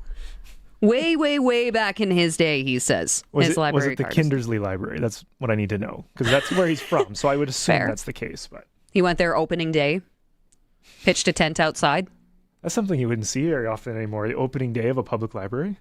I feel like they're pretty much all open already, aren't they? There might be one here if they get a new central library. Fair enough. Isn't that something they've been gunning for? I feel like that's just a continuation of the old one, though. That's what I'm saying. Like a brand new, this is the first of this town, village, whatever, public library.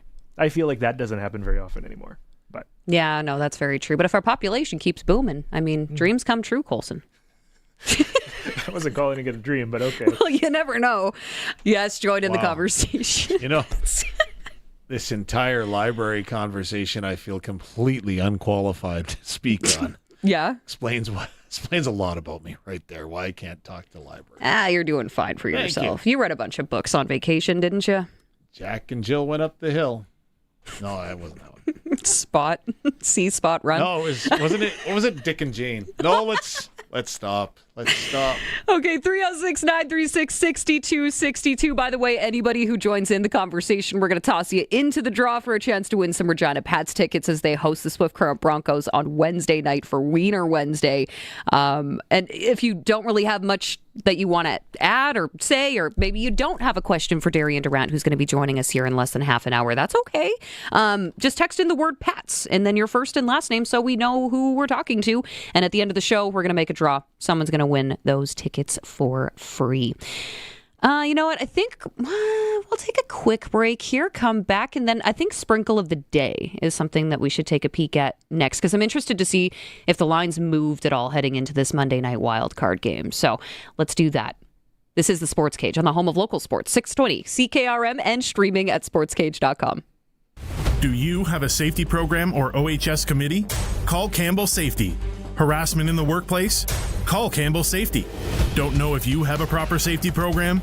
Call Campbell Safety. Once you have an injury, it's too late to have a safety program. Be proactive with Campbell Safety Consulting. They'll come out and customize your safety program and be that extra set of eyes you need. 35 years experience doing health and safety, and they have seen it all, and then some. Call them today and get a free consultation. Campbell Safety Consulting. Get it hot, get it fast, Western Pizza. After shuttling the kids to hockey, dance, piano, and what was next? Sumo wrestling? The last thing you want to do is cook. Imagine this instead. Piping hot Western pizza loaded with cheese, melty toppings, and that perfect crispy crust ready to hit the table in minutes. No chopping, no stirring, no mess. Just a warm, delicious reward for surviving the day. Western Pizza. Dine in or take out today before your stomach demands its own carpool. And get it hot, get it fast, Western Pizza. Welcome back to Sportscage. Get social with us. Follow us on X at Sportscage. Watch our video stream at sportscage.com and always on the radio at 620 CKRM. Welcome back to the Monday edition of the Sports Cage. I'm your Monday host, Tegan Whitco, with voice of your Saskatchewan Roughriders, Dave Thomas, and Colson Schultz, our producer of the show. Keeping us all in check. And now I do want to take a look at the lines for tonight. All right, let's do it. Sports Select Sprinkle of the Day. Getting in on more sports action is as easy as just hitting up the website, okay? sportselect.com. Make your picks, get your QR code, and then lock in your bet by going to your local lotto spot retailer. And if you're going to one of the Sherwood co-ops, don't forget about your co-op number either, okay? Get those bets in. Every bet 100% legal with a chance of winning cash in hand. Sports Select. When you're ready to play, bet on the original. Must be 18 plus, and we want you to play responsibly, okay? We also have future bets. But let's talk about tonight first and foremost. So it looks like the Steelers are the favorites by 3. So pro line, over-under on this one, 38.5. It's in Pittsburgh, right? Yes, it is. Okay, so I wonder what the weather is like in Pittsburgh tonight. See, and this is something that I can't wait to talk to Darian about. I read something on the weekend that in the NFL, the cold weather teams, right, that host a playoff game against a warm weather team, it's almost an automatic that they get a 4-point head start. And I don't know where the numbers come from or who crunched that number or whether it's true or not, but that's what I read. Okay. See, so I do read some things, but I'm just saying that I don't know if that's actually true or not, because Darian, right, always has said that he loves playing in the colder weather. So I don't think that you, like obviously there's statistical averages there and stuff, and when you're talking at 3 points, I don't know. That's all I'm saying, right? It will be, it's +2 right now. It looks like the low in Pittsburgh is -2, so it might be a little chilly. Fahrenheit or Celsius? This is Celsius. Okay. I know.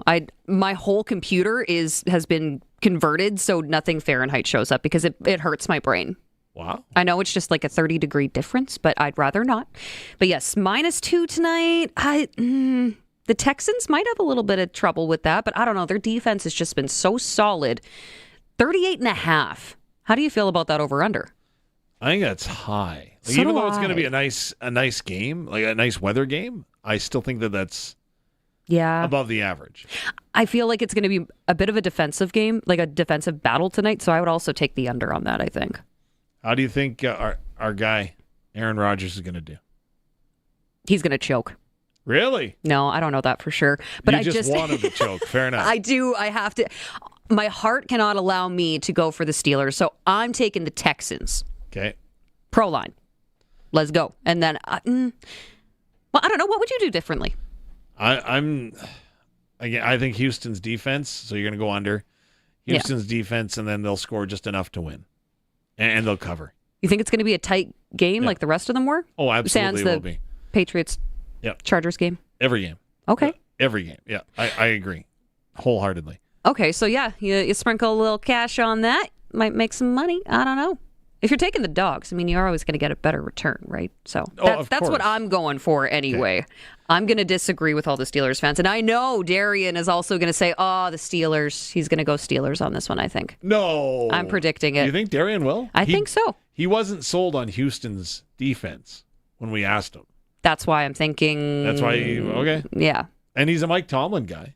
He is a Mike Tomlin guy. And I do disagree that everybody always goes for the coaches. As soon as things go south, they always go for the coaches and management, and those are the first people. But it's like, I don't know if Tomlin was really the issue. He got them into the playoffs, didn't exactly. he? Yeah. No. I thought it was pretty cool. I mean, after they won last week, or was it this past weekend? Either way, he went up to Rodgers and said, "Thank you for coming." Yeah. And he's like, "What are you kidding? I wouldn't miss it." You know, like he wants to be there, and I think he wants to win that because I think he wants to shut down the haters a little bit too, myself included. I'd be curious, is this the last time we'll see Aaron Rodgers on a football field if things go south for Pittsburgh tonight? I don't think so. I think he led a team to the playoffs that they didn't really expect him to go that far, right? So do you think that he would go back into Pittsburgh, or you've got somewhere else in mind? I think it depends on what happens. What do you think? Am I completely off base on this? I think that this could be it. But I don't, again. Don't discount anything. Before he signed with the Jets. Phillip Rivers came back this season, Dave. Anything can happen. Miracles can happen. It can absolutely happen. So you never know. I'm very curious to see. I don't know. Should we dive in a little? That was your sprinkle of the day, by the way. Yeah. We went off on a little bit of a tangent there. You can also take a look at futures. So if you want to bet on, or who's going to win the Super Bowl, maybe you want to take up some NASCAR. Maybe you want to look at the Stanley Cup. You can obviously hit up sportsselect.com for more information on that. But I think since we got started on this conversation, we should talk a little bit about the NFL this past weekend. I know Darian's going to have a little bit more input than I will. But I was just wondering, the standout game for me personally is the Bears win. Like, I feel like that was the one game where I'm like, I'm so happy I watched that one. That Packers-Bears rivalry, 104 years old. Like, it's just, it's a tale as old as time. That was a classic. But what game stood out to you the most? Because I support the Dallas Cowboys. Mm-hmm. I really liked seeing San Francisco come from behind, put together a solid fourth quarter, and once again see the Philadelphia Eagles just seemingly forget how to play football in the second half of football games. Well, and what's refreshing about that victory is now we officially know we're going to have a new Super Bowl champion this year. Absolutely, and it's not going to be Philadelphia. Yes. But it was a 4-point game, and like, again, I was watching in the first half, and I was losing interest, not because the game was bad or anything, but I just didn't like seeing Philadelphia seemingly be on the path to success. And then San Francisco comes out, they lose their tight end with an Achilles injury, probably be gone. Like, you got to think not coming back. And I thought that's it. San Francisco's done, but they found a way. Brock Purdy, I don't know how he does it, but he found a way and put a smile on my face. You know how he did it? Think back to that beautiful trick play. Oh my gosh. The Jennings to Christian McCaffrey play? Yeah. That was, what was that, early fourth quarter, I think? That was beautiful. Yes. That was a thing, that was a masterpiece. Yeah, so it was a reverse so it was a fly, so obviously a jet sweep to a reverse. The receiver that took the ball on the reverse went all the way around. For some reason, and I love Tom Brady calling it, like, why is he leaving him? Like, why would you let him run by you? And, like, he was just flustered by it all. And so the pass was, again, just inches away from being an overthrow. Oh, yeah. It worked out. It was a gutsy call, and it worked out. It was something. That was, if I were to be a 49ers fan, I would have been freaking out a little bit at that point. I'm not going to lie. Yeah, but, sure. I mean, you have to have trust. Sky Moore again, little trickery. Back to Juwan Jennings, who's thrown it before. Going deep with McCaffrey. He's got it. There it is. If you're watching the stream, Colson just pulled it up for us. Absolutely immaculate. Yep. I loved that call. And then there was also what was happening on the other sideline. It kind of felt like the Eagles were falling apart a little bit, and I think it was when I saw Nick Sirianni yelling at A.J. Brown on the sideline. I don't understand how things, like, again. And then Brown didn't do media after the game. I mean, that's not shocking. That's different. But yeah. All I'm going to say, I don't know how you've fallen from grace so quickly. Like, I was trying to think, like, okay, so give me another example where a team is at the top of the mountain and then they just disintegrate. And, like, how can everything becoming so unraveled? Like, was it really that bad in that locker room last year that they just overcame it and won a Super Bowl, or is it question mark? I think fill in the blank. There will be a lot of conversations in the offseason, I think. Yeah. I don't know what those conversations look like. There's a reason why I'm not managing a football team. But it did not look pretty on those sidelines. And I get that players will get fired up on the sidelines, especially if they're disagreeing with the play call or something, or we see it all the time in sports. But I don't know, that one just felt a little bit different.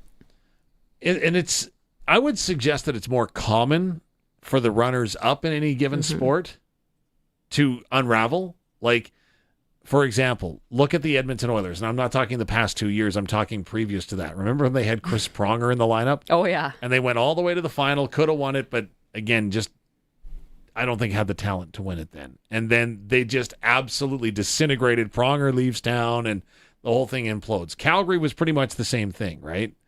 Calgary makes it to the final, and again, they just haven't been anywhere near since. Vancouver Canucks, they go to Game 7 against Boston, and they're still imploding. Feels like you're just going to go after every single Canadian team here, Dave. Yeah, there seems to be a common thread now, don't it? Yeah, now that you continue talking. Yeah. I don't know. That is a fair point, though. I mean, all I know is That was a fun game to watch. Yes. And the 49ers took down the Eagles 23-19, which feels great to say. Other than that, what was your next best game? I know you're not going to say Chargers New England, Chargers Patriots. You know what? Actually, I want to save that question for Darian because I want to see what he has to say. But the Monday Nighters, Texans, Steelers, this should be a good game as we talked about in our sprinkle of the day. So Mike Tomlin trying to exercise some demons here with his postseason record. 6 straight losses in playoff games. Yeah. We're going to see if it happens because 1991 was the last time Pittsburgh lost a home game on a Monday night. So that's 34 years? That's a lot of years. That's a lot of years. You said 61? 1991. 1991. 91. Math isn't your thing either. No. 35. I got that one quick. Yeah. No, I mean, New England Patriots, I don't know who they have a better chance against, the Texans or the Steelers, but I think I know what you're going to say. I think I know what Darian might say, but I could be wrong on that. I'm not about to put words in that guy's mouth. No. Even though I did by saying I was predicting he would take the Steelers. I guess so, yeah. We'll get it from him. Yeah, we'll get it directly from him after 5 o'clock. And if you do want to ask him anything, by the way, feel free. Send it in. All right. 306-936-6262 is the Prairie Land Rentals text line. So if you got a question for Darian, or if maybe you want to win some Pats tickets for Wednesday night, just text in the word Pats and then your first and last name. Colson's going to make a draw a little bit later on this afternoon, probably right at the end of the show. And then we are also talking, there's been more texts coming in about this than I anticipated, your co-op number. So remember how we were talking about Derek only having a single co-op number and it's been passed down generation to generation? Yeah. The one thing I didn't think about, he just pointed out to me here, the amount of confusion that it would cause when you go to co-op and get your vehicle filled up on pump number 5. And you remember number 5? I feel like this is a Seinfeld episode that would write itself. Yeah.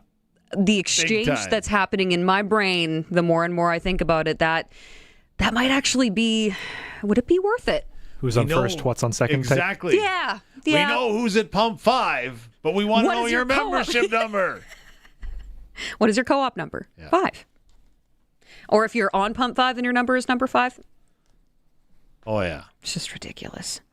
Okay, that aside, anything sports related, we also gladly welcome, please, 306-936-6262. By the way, the Saskatchewan Roughrider Foundation 50-50 prize jackpot is guaranteed. $50,000 payout, also a hot tub up for grabs, an all-inclusive Mexico vacation, and a sports trip to Toronto. Did you hear about that one? That's a cool one. It's a very good one. Really? Yeah. Okay. Go see a Jays game, see a Leafs game, or take $7,000 cash. But I'm just saying. Oh. But I'd be in. Okay. What would you take? Leafs game? Jays game? No, you get to do both games. Oh, what? Yeah, you get tickets for both. Okay. Now, I'm not sure if it's the Jays home opener or not. Because you know that the Leafs aren't going to be playing that far into the spring. Sorry.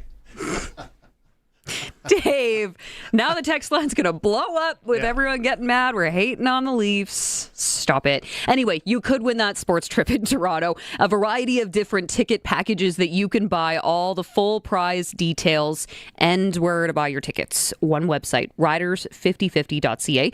Bonus prize. Yeah, let's see here. Mexico all-inclusive vacation, round-trip flights to Cancun, 7 nights at Paradises Playa del Carmen. I'm hoping I'm saying that resort name right. It sounds absolutely fantastic. Looks gorgeous. It's in the Mayan Riviera. Now, that one you can also opt out, take the cash option if you don't want to take a Mexican vacation. What? $6,000 in cash. So, not too bad. The deadline for this, however, is fast approaching. If I'm not mistaken, it's next Friday, January 23rd. Again, math, not my strong suit. So deadline for bonus prize, I should specify, January 23rd at 10 p.m., riders5050.ca. And then, the early bird prize that you were talking about, that, it is a Leafs game and a Blue Jays season opener. I told you it was. Yeah, you were right. Kidding. I just had to confirm, okay? Thank you. I wanted to make sure. I'm making people mad here. Don't we have to talk to the president of the Kyle Busch? Yeah, let's take a break first. Kyle Busch fan club, I believe. Kyle Busch fan club. Yes, we got Crofty coming up. Okay, so we're going to take a break. We'll be right back with him. This is the Sports Cage. It's on 620 CKRM and streaming at sportscage.com. Listen weekdays at noon for Sask Today on CKRM with your host, Ryan Young, offering the most extensive agricultural news coverage with precision weather meteorologists in an industry that moves fast. Stay updated with the latest, most reliable information in ag news, crisis and trends, all in one place. Available anytime at saskagtoday.com. Sask Today, your trusted source for all things agriculture. Sponsored by Affinity Credit Union on 620 CKRM. Looking for the best gear at the best price? Extreme Hockey and Sport just raised the bar. Now, with a price match guarantee, find the same product anywhere else, show the price, and they'll match it. The gear you need, the service you trust, and the price you want. Why settle for anything less? Get the local loyalty and the price match guarantee only at Extreme Hockey. Any budget, expert fit. Your local sit and fit hockey shop. Extreme Hockey and Sport, 1425 McIntyre Street, Regina's Hockey Shop. Out here, business still begins with a conversation, a handshake, a look in the eye, a moment that can change everything. At Canada's Farm Show, Regina, Saskatchewan, presented by Bunge, those moments turn into partnerships that last season after season. Meet the producers planning their next harvest and the companies ready to help them grow. March 17th to 19th at Real District in Regina. Canada's Farm Show, where big deals grow. Visit Canada's Farm Show, reginask.ca today. When you play Sports Select, you're part of more than the game. You're backing over 12,000 sport, culture, and recreation groups across Saskatchewan funded through Sask lotteries. So go ahead, make your picks at sportselect.com, generate your QR code, and lock in your bet at your local Lotto Spot retailer. Every play is 100% legal, and every ticket supports your community. Sports Select. When you're ready to play, bet on the original. Must be 18 plus. Please play responsibly. This is Sports Cage. Watch our live stream at sportscage.com and on the radio at 620 CKRM. Welcome back to the Sports Cage. I'm your Monday host, Tegan Whitco, with Dave Thomas and Colson Schultz. Of course, we are streaming at sportscage.com, our YouTube channel, and live at 620 CKRM. And I would now like to join us on the program. For the first time, I think we're doing this. Crofty, Dan Croft. Good afternoon. Well, hey, thanks for taking the time to join us. Of course, from Croft Electric. I understand first thing, right off the bat, you got a bone to pick with Dave. Yeah, I mean, Dave, right out of the gate, you cut me deep. Kyle Busch? Anybody else in the garage? Anyone? No would way. Be better than Kyle. Anyone? Funny story. Literally, M&Ms weren't allowed in my house for about three years when they were his sponsor. I would not allow him in my house. Wow. That is dedication. Yeah. Oh, yeah, and I like peanut M&Ms. I would throw them out the front door if anybody brought them in the house, though. See, but he won for me. I was in a pool when I was in Saskatoon, a NASCAR pool that we had, and he won me some money, so I appreciate him. He's a good driver, but I hate him. Fair enough. Understood. Hey, we have a NASCAR pool if you want to join. Well, I love donating money to as many people as I can, so why not? Hit me up.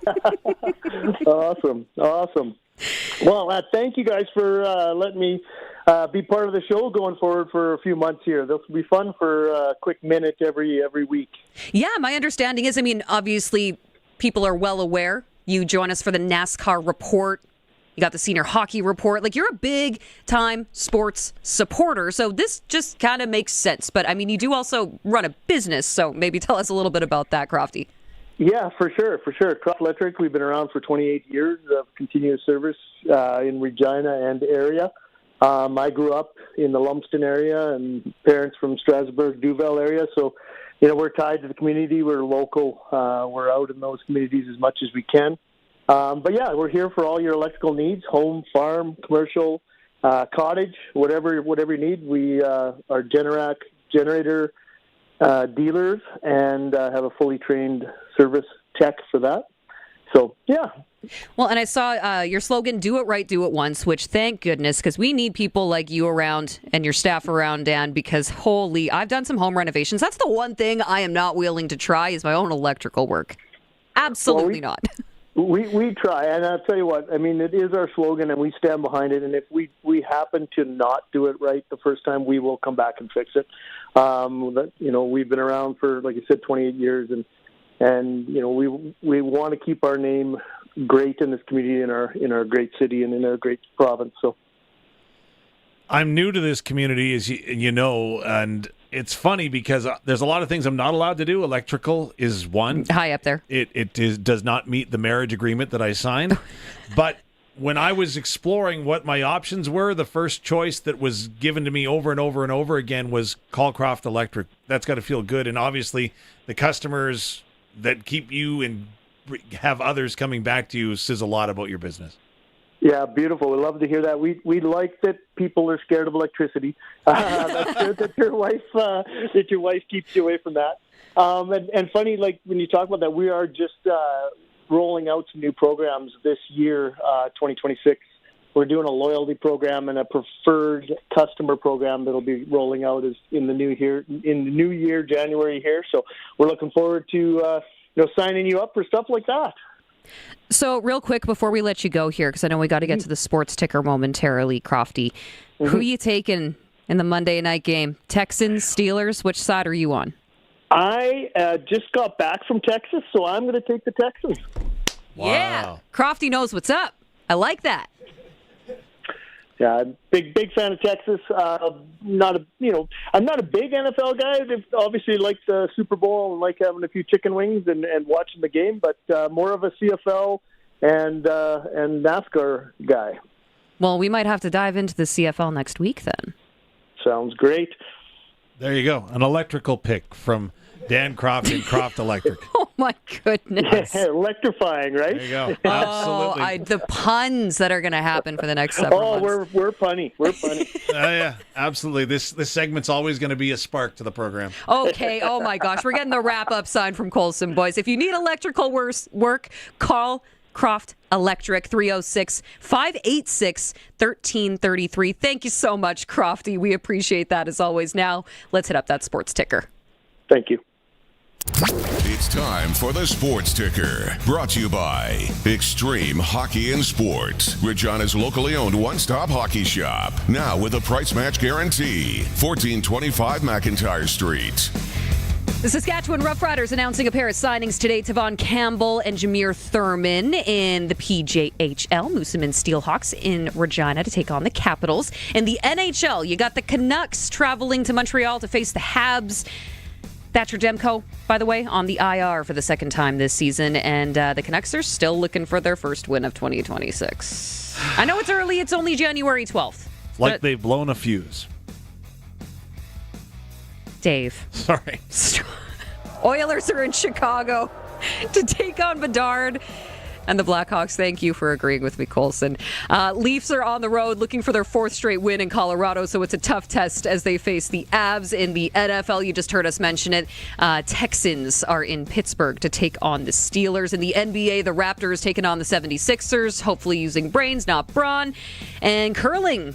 Provincial Curling Championships wrapped in Melville. On the men's side, Team Knapp will be representing Saskatchewan at the Brier, and on the women's side, Team Campbell will represent Saskatchewan at the Scotties Tournament of Hearts. And just for what it's worth, I wanted to quickly mention here, Caden Carey is returning to Toronto. Just quickly going back to the CFL, you might remember he got that not pretty injury in week 6 as the Riders were in BC facing the Lions.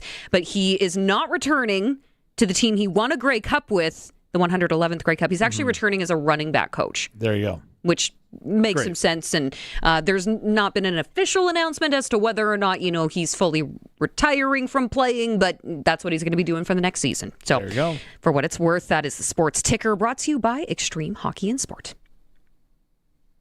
We are 620 CKRM, a Harvard media station. Streaming online at 620CKRM.com. It's 5 o'clock. Good evening. I'm Corey Atkinson from the SaskToday.ca newsroom with your 620 CKRM News for Echo Sound at Fort Qu'Appelle. Stay connected with a new cell phone from Echo Sound. Call 306-332-6711 and brought to you by the Capital Automotive Group. Capital's 100K giveaway is back. See capital100k.ca for more information. The Saskatchewan Real Estate Commission has fined a Regina realtor $10,000 after finding he arranged to tamper with Google business profiles. The commissioner says Sagar Kundra paid an account manager to make unauthorized edits to competing real estate listings in 2024. The changes made profiles appear permanently closed or listed as different businesses. Investigators confirmed the misconduct through message records. As part of the penalty, Kundra must pay the fine and will face a 30-day suspension of his real estate registration. The ruling followed a formal complaint and investigation. A 19-year-old man is facing charges after a collision on Pinkie Road injured 3 people early Sunday morning. Police say a vehicle with 4 occupants hit a barricade and rolled into a ditch at around 6 a.m. One passenger, a 19-year-old woman, was found unconscious, while 2 others had minor injuries. All were taken to hospital and later released. The driver is charged with alcohol-related offences and dangerous driving. He is scheduled to appear in Regina Provincial Court on February 4th. The family of 36-year-old Trevor Dubois, who died after a struggle with hospital security in Saskatoon, says the item police called an imitation firearm was actually a colorful cigarette holder and lighter. Police say security responded to reports of a gun in the room and that Dubois became unresponsive during the altercation. They also say drugs and paraphernalia were found. Dubois' relatives say they want answers and believe he would not harm anyone. Tribal Chief Mark Arcand and family members are asking the public to wait for the investigation's results. Innovation Saskatchewan has announced more than $2 million in funding for 9 industry-led research projects across the province. The investment supports early-stage companies developing new technology for agriculture, mining, energy, and healthcare. Provincial officials say the funding helps reduce risk and encourages innovation by giving companies the support they need to grow. The announcement was made in Regina and highlights the role government programs play in helping Saskatchewan businesses turn ideas into practical solutions and future economic opportunities. Regina Fire and Protective Services handled a morning detached garage fire today. They were called to Knight Crescent in Coventry Place at around 9:30 a.m. Upon arrival, crews found heavy smoke and fire conditions. Firefighters managed to douse the blaze. No injuries were reported, and the fire didn't reach nearby structures. The fire is currently under investigation. And applications are open for the 2025-26 Community Rink Affordability Grant, with the province doubling support to $5,000 per rink. The government says the funding helps communities keep skating and curling rinks operating, noting their importance for recreation and local events. The program is open to municipalities, First Nations, schools, military bases, and nonprofit groups, and is run by the Saskatchewan Parks and Recreation Association. Last year, 376 facilities received funding. Applications will be accepted until February 27th.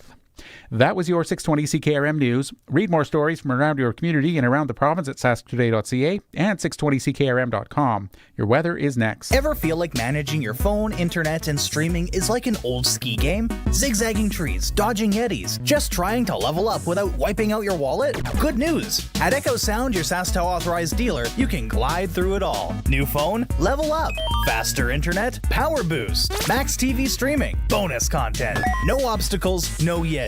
Just experts who make it easy. Ski smoothly into the new year with SaskTel services. Echo Sound, your SaskTel authorized dealer in Fort Capel. EchoSound.ca. Capital's 100K giveaway is back for 2026. The Capital Automotive Group is giving away $100,000 in cash and prizes with no strings attached. We're proud to be part of communities across Western Canada, and we know it's those communities that allow us to exist. So every once in a while, once a year to be exact, we're going to say thanks by giving away $100,000 in cash and prizes. To learn more and enter to win, check out capital100k.ca. Capital's 100K giveaway. Do not miss it. Weather for Linex Regina. Sirius Protection Killer Looks, 1865 McCarra Street. Some extra cloudiness passing through this evening. Very slight chance for a passing shower. Mostly we're dry and breezy at times. Winds gusting up to 60 kilometers per hour. And then later in the night, the cloud cover decreases. The wind decreases. Partly sunny sky for tomorrow, mild night with a low of 0, and a little above freezing tomorrow. 2 degrees is the high. Partly cloudy, chance for a couple of flurries again for the evening Tuesday night. That same slight threat. Winds, though, don't pick up this time. We drop off to -4 and a mix of cloud and sunshine on Wednesday with a high near 1. Staying above freezing on Thursday, the gusty wind returns for the afternoon. A mixture of sunshine and cloudiness. We've got 1 degree for the high. We drop back a little bit through the night, settling down to -8 by Friday morning. The wind fairly strong. It stays strong through the day Friday as temperatures drop from -8 down to -16. with your 620 CKRM weather forecast. I'm Precision Weather Meteorologist Phil Spivak. For 40 years, the team from Line X Regina has been protecting vehicles across Saskatchewan, and we're changing with the times. 3 generations of our family have protected your vehicles. Our business has evolved, and we're not stopping now. The next generation is here. Same family, same commitment, ready for the next generation of truck beds, rocker panels, trailers, bumpers, and running boards in all kinds of colors. Line X Regina, 1865 McCarra Street, the next generation of protective coatings. Broadcasting from Century Studios in downtown Regina, Harvard Media presents The Sportscage, where Saskatchewan comes to talk local sports. Brought to you by Kellen Solar, 35 years of experience, moving water from a dugout or well without electricity. Visit kellensolar.com to find out more about your livestock operation. Be part of the show. Call 1-866-767-0620 or text 306-936-6262. The Sports Cage. Streaming at sportscage.com, our YouTube channel, and on the radio at 620 CKRM. Appreciate you taking the time to join us. I'm your Monday host, Tegan Whitco, joined by voice of the Saskatchewan Roughriders, Mr. Dave Thomas, and of course, producer Colson, keeping us on the air, keeping us on the stream. Doing the hard work over there. I legitimately actually doing the hard work over there. Yeah. If you want to text us at any time, you got a question for a guest, you want to win some Pats tickets, whatever it might be, Prairie Land Rentals text line is 306-936-6262. But not to keep our next guest waiting. Let's head out on that Western Pizza guest hotline. It's time for Double Talk with Saskatchewan Roughrider legend Darian Durant. Double Talk is brought to you by Campbell Safety Consulting. At Campbell Safety Consulting, we work towards helping companies create a competitive edge by executing a proactive health and safety program. Well, good afternoon, Darian. We have been having the most outlandish conversation today about co-op numbers. Did you have one when you were living here in Saskatchewan? Do you remember it? I'm not too familiar with that, I don't think. What exactly is it? It's a way to get back equity with co-op. So you have a number anytime that you go into a co-op store, and then, it tallies up how much you... Yeah, we use it here, so every time that we went and bought a box of Darios, then when we'd get like a couple of cents back, it was awesome.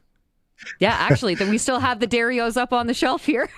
Well, they're not worth anything, so I'm not worried about it. I mean, next time you're in town, you can try one if you want. Hey, it sounds interesting. I'll definitely look into it. He's like, that's like there's not a chance. Not a hope in hell. Yeah. But Darian, there's lots to talk about here in Rider Nation. Appreciate this as always. We got to start right off the top. News this morning comes through. Everyone's excited. I bet you've got to be a little excited because you kind of called this a couple weeks back when I asked you who should the Riders focus on signing next, and you said Tevaughn Campbell. Well, they did that today. Absolutely. I felt like this was the number one priority defensively, is to get him back in the fold. I mean, top of the league in interceptions. He's a veteran guy, and you need these type of corners in this league, man. It's hard for young guys to come in and have that type of success at corner. You have to read routes. It's extra receivers. There's waggles. There's different things that you have to get used to as a new guy. And Tevaughn's seen it all. He's such a wily vet. He knows exactly what's going on, and you have to have that kind of security at corner in order to have success. So big signing for the Riders and J.O. getting him back in the fold. And I don't know if J.O. was listening to the show or not, because you were talking about focusing on the defensive side of the ball. They also signed Jameer Thurman today. Oh, yeah, he's the rock. He has shown each and every year what he can do.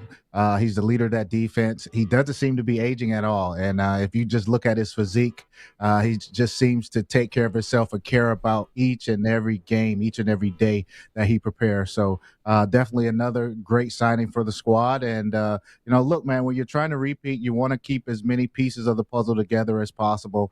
And J.O.'s doing a good job of that so far.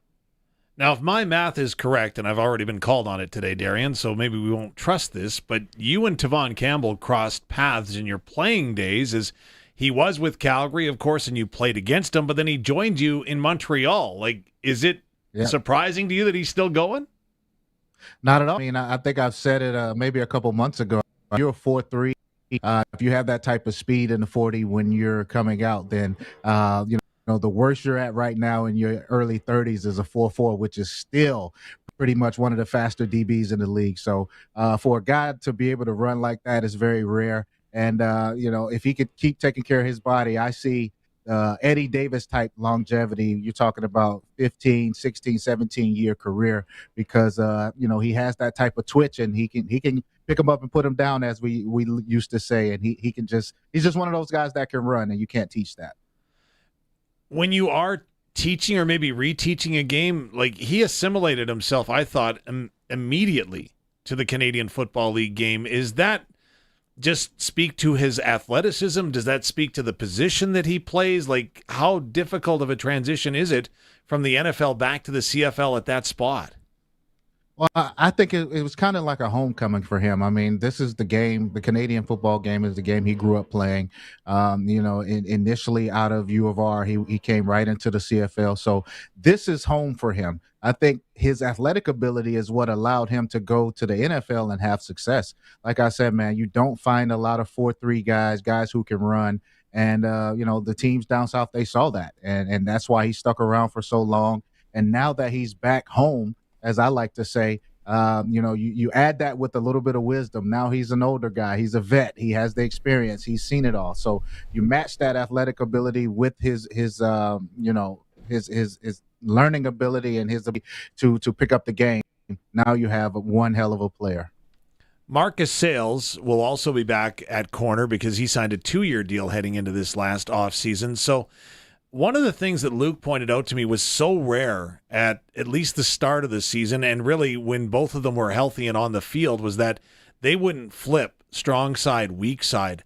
How much versatility does that add to a defense? And as you as a quarterback, not having to really see what side of the field they're going to be on, knowing that one or the other is going to be maybe where you're looking. Yeah, I mean, that's huge. I used to wonder why guys would flip-flop and go against some of their strengths. Some guys are stronger at one side of the field than the other, and I think that with the rule changes and the hashes being brought closer together, it allows some of these DBs to kind of find a home, be comfortable on a side, pick a side, and you can get comfortable, and it makes it harder for these quarterbacks and receivers to kind of get a beat on what you're doing. So having two guys like Sayles and Campbell at your corners, these are the staples of your defense. They're going to go against some of the tougher receivers. And, you need two veteran guys at that. It's so good to have in that defensive secondary. So when you look at the secondary, I guess if you're going to pick apart or dissect the Saskatchewan Roughriders secondary, having those two corners locked up, is that the biggest pieces that you needed to have? And then you can find your safety. Then you can figure out what you're going to do at halfback? Well, I think so. I mean, a lot of when you see the younger guys come in, they tend to have a little bit more success at the halfback position. They're a little more energetic. They have the type of foot speed that you need at that position. So that's where you see the younger guys transition a little bit easier. I kind of want to see CJ Rivas back playing safety. I think his transition to safety later on in the season last year was huge for the secondary. He's the signal caller back there. He was able to get guys in position, and I think that he was kind of at his natural position. That's not to say he's not a good dime back or halfback, but I think naturally his position is at safety, and he showed that last year. If you're looking over your center and you see Jameer Thurman in the middle of the Saskatchewan Roughriders defense, what are you thinking? He's a rock. He's a rock, man. It's going to be a long day. I used to hate to see those physical linebackers, guys who could stuff the run and be able to hop back in the pass, because then you knew that it was going to be a chess match, right? But if you know you're going against one of those lighter linebackers that has trouble stopping the run, then you kind of know that your running back is going to have a good day. That's not one of his strengths. But with Jameer, man, he can do it all. And like I said, he just takes care of his body, and there's no slowing down for him. So the huge addition for the Riders, getting him back in the fold. And now you have the leader of your defense back. You said it, leader. There's no metrics to define leadership. But what does that mean? Because, again, to me, from the outside looking in, when Jameer says something or does something, it's like, okay, now follow me. Absolutely. And he's one of those guys that leads by example.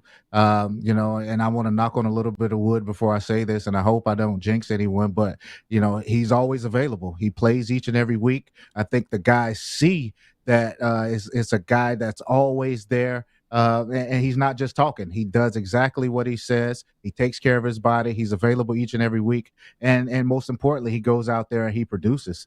His production is not falling off. And he seems to be getting stronger. So if I'm a center looking across from him, I know it's going to be a long day, and I have to get my hard hat ready because he can do it all. Darian, as we're talking about leaders on a team and leadership, now obviously the recent announcement of the coaching staff did include a different position title under Joshua Bell's name, defensive coordinator. And we see head coach Corey Mace take a bit of a step back because he was holding both roles, in the 2025 season. What does that say, I guess, about the confidence that this organization has in Joshua Bell, and what do you see him bring to the table? I think this is a great move for Coach Mace and Josh. I mean, Josh has paid his dues. I think, when you look at head coaches, one thing that's a telltale sign of how successful they are is the guys they bring up under them, right? I mean, you see with Dinwiddie and Coach Mace and different coaches around the league, they go and they find all these other jobs. You want a successful head coach that'll bring up guys, put them in coordinator positions, and then that allows them to kind of venture off and find a head coaching job and a home somewhere else. So, I mean, Coach Mace, he's not being selfish. He's showing that he's a guy that doesn't mind uplifting guys and putting them in positions to be successful. Look, you can't keep a coaching staff together forever, especially if you're successful.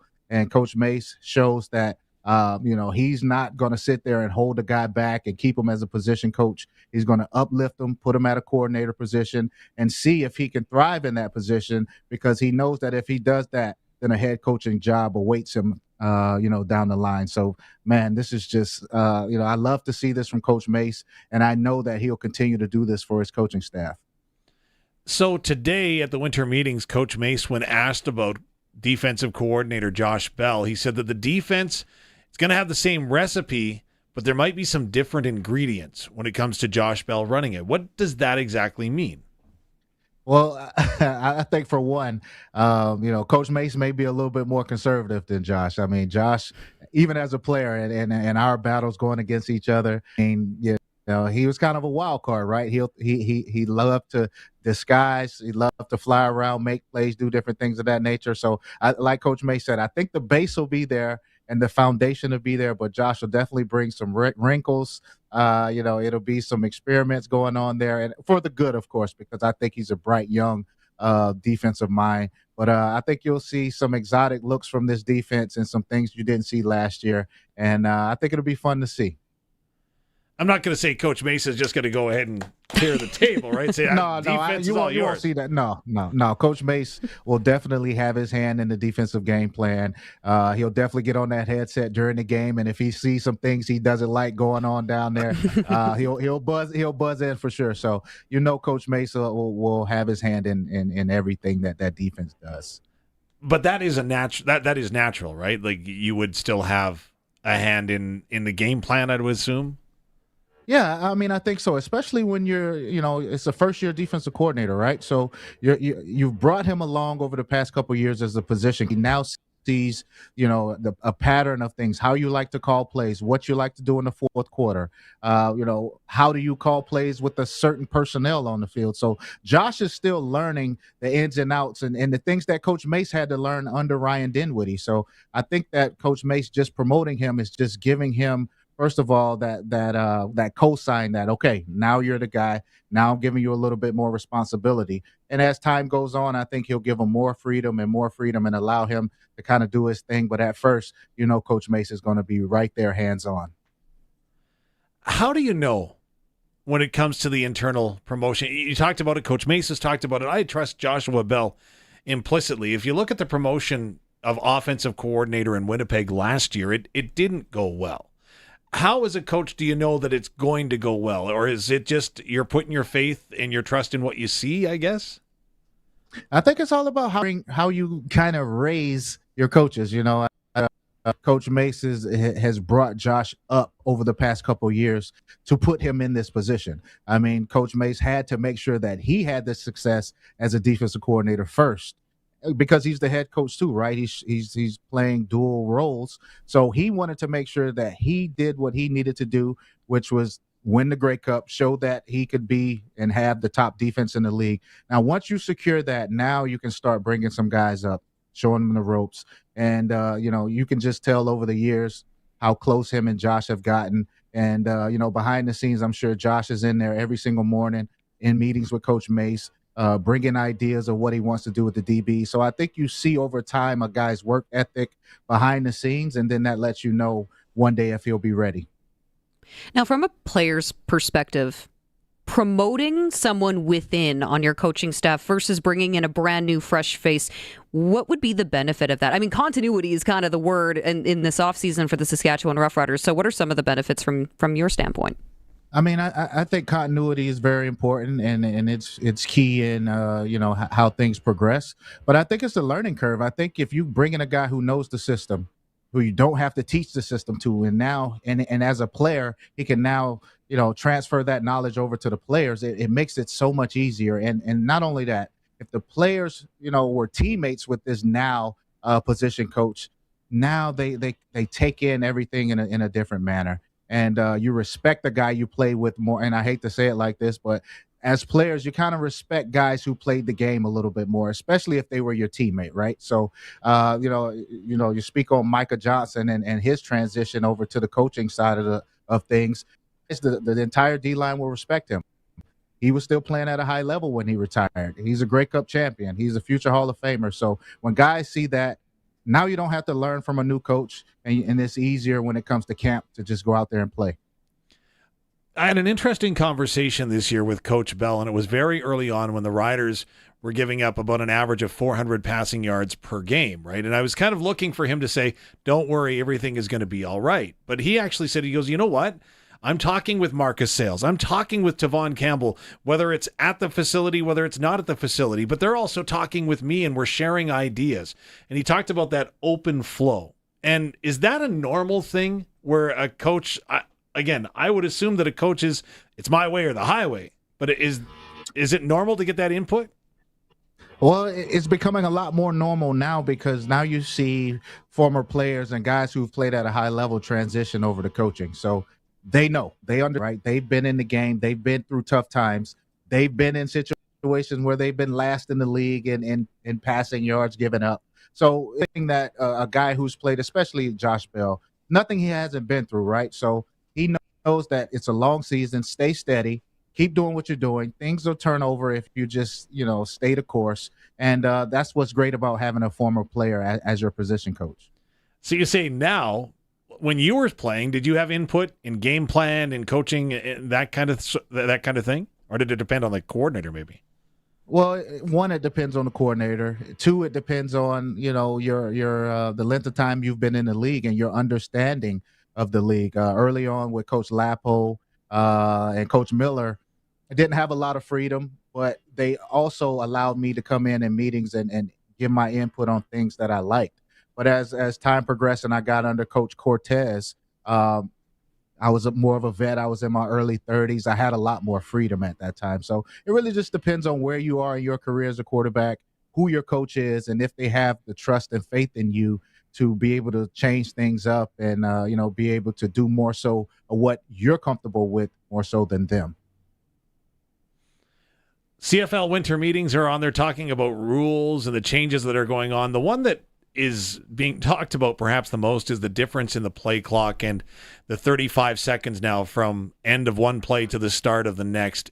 In your head, how much of a cadence would you get into when it was 20 seconds, for example, or how often are you even looking at that play clock countdown? Is again, that's getting a lot of attention right now. Well, the 20-second play clock goes fast, I tell you that. And, it's always something you have to keep in the back of your mind, well, in the front of your mind, let me say that, because, it happens so fast. But now I think that with the 35-second clock starting after the end of each play, now you can get your substitutions in quickly. You can go ahead and talk to Nader.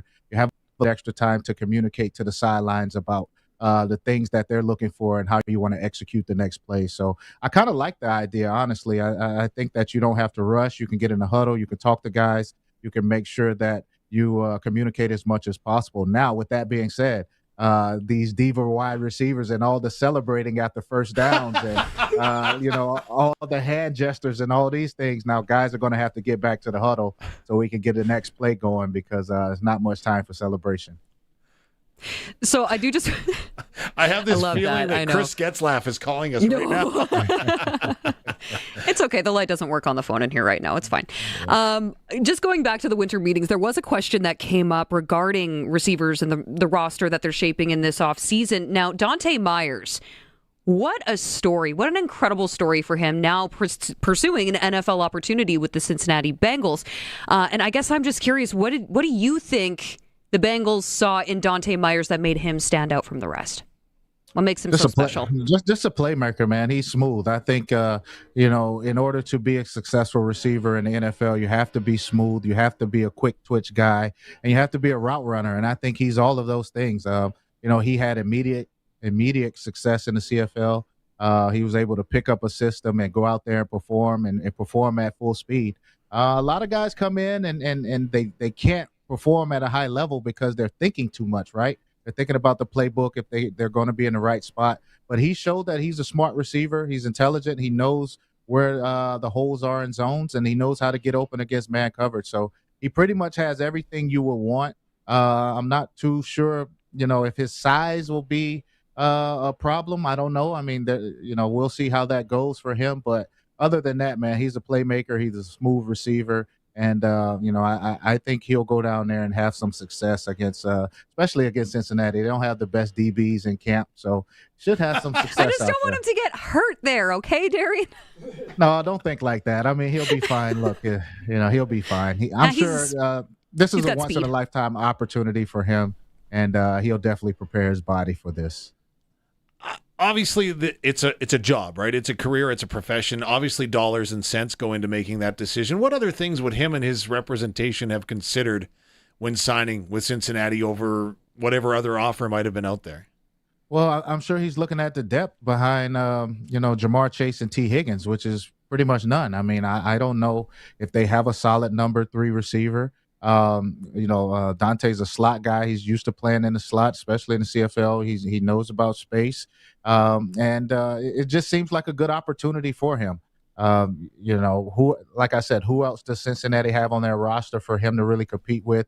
He has a great opportunity to go in there and early on and get some reps with the second and third team. And, should be a good opportunity for him. Okay, so last week, Darian, the CFL Players Association came out with the 2025 report card. Now, this is only the second year that they've done this, right? So it's still pretty new. It's still pretty fresh. Now, we did see some teams pick up the slack a little bit. I'm looking at you, Edmonton. But, the Riders overall fared decently well. Like, they got a B+ on this. But when you look at these report cards, they grade everything from therapy and medical staff, facilities, family treatment, strength and conditioning, nutrition, travel, training camp, football ops. What do you think the most important grade is on this report card that we should be looking at? Oh, wow. I mean, I would think,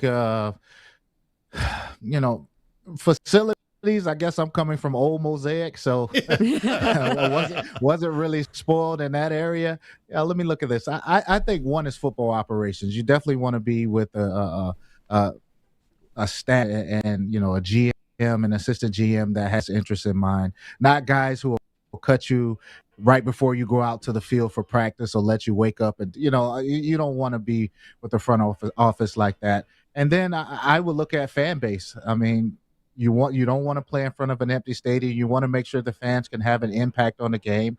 So I guess the top 2 for me would be the front office and the fan base. And then if you can get those 2 in line, then once you get the players around you, then, it seems like those are that's the foundation to having a good organization. Looking at their overall grades, again, B+ overall. The lowest grade the Riders had was a C, and that was treatment of families. Back in the day, did you guys have like a little waiting room for, the family members and friends to converge in? What was that like at Taylor Field? No, that was pretty much non-existent. I mean, of course, your family and your kids, wife and kids were able to come down to the field. But as far as having a waiting area for them and, some food and drinks waiting, it was none of that. So, maybe that's something, Jo and the staff and Craig can look at that and see that may be an area that they can upgrade. But other than that, I mean, the rider organization is just top notch. And, if all you have to upgrade is a little bit of family interaction and things like that, then, you don't have much to do. And look, I'm not trying to throw management under the bus here, but if you think back to your playing days, is there anything that would have warranted something lower than a C on a report card? Based on that list, anything that stands out? You have facilities, right? You have, strength and conditioning facilities. And I mean, that's the main thing. We all know that, with that stadium, how challenged it was. And, now it's just state of the art, right? They have cold and hot tubs inside the training room and all this good stuff. So, I mean, look, that's what happens, as you win and you improve, and over time you get new facilities. So, I'm just happy I could be a part of the progression in order to get over to the new Mosaic Stadium. NFL wildcard weekend wraps up tonight. I read something this weekend, and it was from a statistical look back at warm weather / cold weather teams. I know you've said, Darian, on record that you don't mind playing in the cold, but this finding was that cold weather teams had an automatic 4-point advantage when hosting a warm weather team, air quotes, in the playoffs. Agree or disagree that it's 4 points? I agree. I mean, if you're coming from the South where it's warm all the time, you're practicing outside and it's warm, and then you have to go to where it's, below zero, it's freezing, it's windy. I mean, you're just not ready for that. Your body's not ready for that. There's nothing you can do in a day or two to get acclimated to that type of weather. I enjoyed being in the cold because I got adjusted to it. We practice in it every day. It's something that you got used to. But and when you look at tonight or, the Miami Dolphins, the history of them going up and winning playoff games in the cold, they've probably won none in my lifetime. But, and speaking about tonight with Houston doing the same thing, I mean, it's just tough. It's tough, man. So like I said, 2 days is not enough time to get your body acclimated to cold weather. And I think that's why that 4-point spread is there. Okay, so I predicted what you would pick earlier. Who are you taking tonight? The Texans or the Steelers? I'm going with old man Rodgers. I knew it. Yes, I am. I knew it. I still think he's got a little bit left in the tank, man. And I'm all for us old guys with a little bit of grays getting out there trying to get it done. So let's go Steelers. Okay, so here was another question that Dave actually tossed out to me earlier. Do you think this is potentially it for Aaron Rodgers this season? I don't know. I think it depends on how this game ends tonight. If they win and they can make a nice run in the playoffs, being that they don't have a backup, I think the Pittsburgh Steelers organization, they're such a first-class organization. They can talk him into coming back and mentoring a young guy.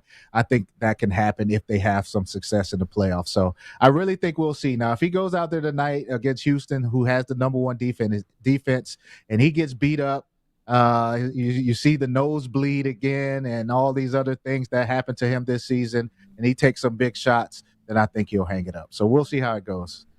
See, I remember somebody saying that Houston had the number one defense on paper. Do you still think that?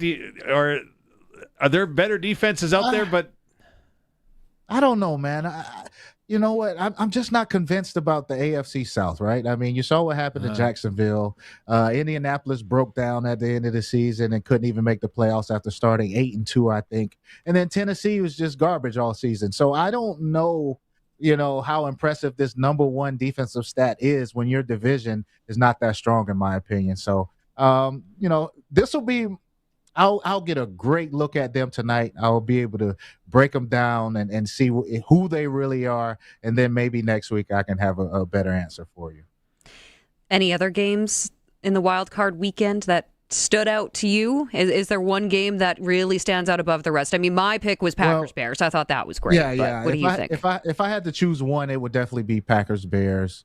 and the fourth quarter comeback by Caleb Williams and the Bears, and Ben Johnson being my old teammate. Of course, I support the Bears 100%. But I'm just impressed by what Buffalo did in Jacksonville. I mean, Josh Allen showed that no matter how much time is on the clock, you still have a chance to win as long as he's your guy. And to go down there now, that was a northern team going to the south. And changing climate and getting it done, which is not easy as well. So I'm very impressed by Buffalo as well as Chicago. Being a staunch Cowboys supporter like you, I was very much happy that the Philadelphia Eagles continued to show that they forget how to play football in the second half. But why the heck are they forgetting how to play football in the second half? You know what, man? I just think it's coaching, honestly. I think you can just see the creativity that comes with San Francisco and Kyle Shanahan, knowing how to get Christian McCaffrey the ball in different positions and using his his talents to their advantage. And then you look at Saquon Barkley and A.J. Brown and these guys.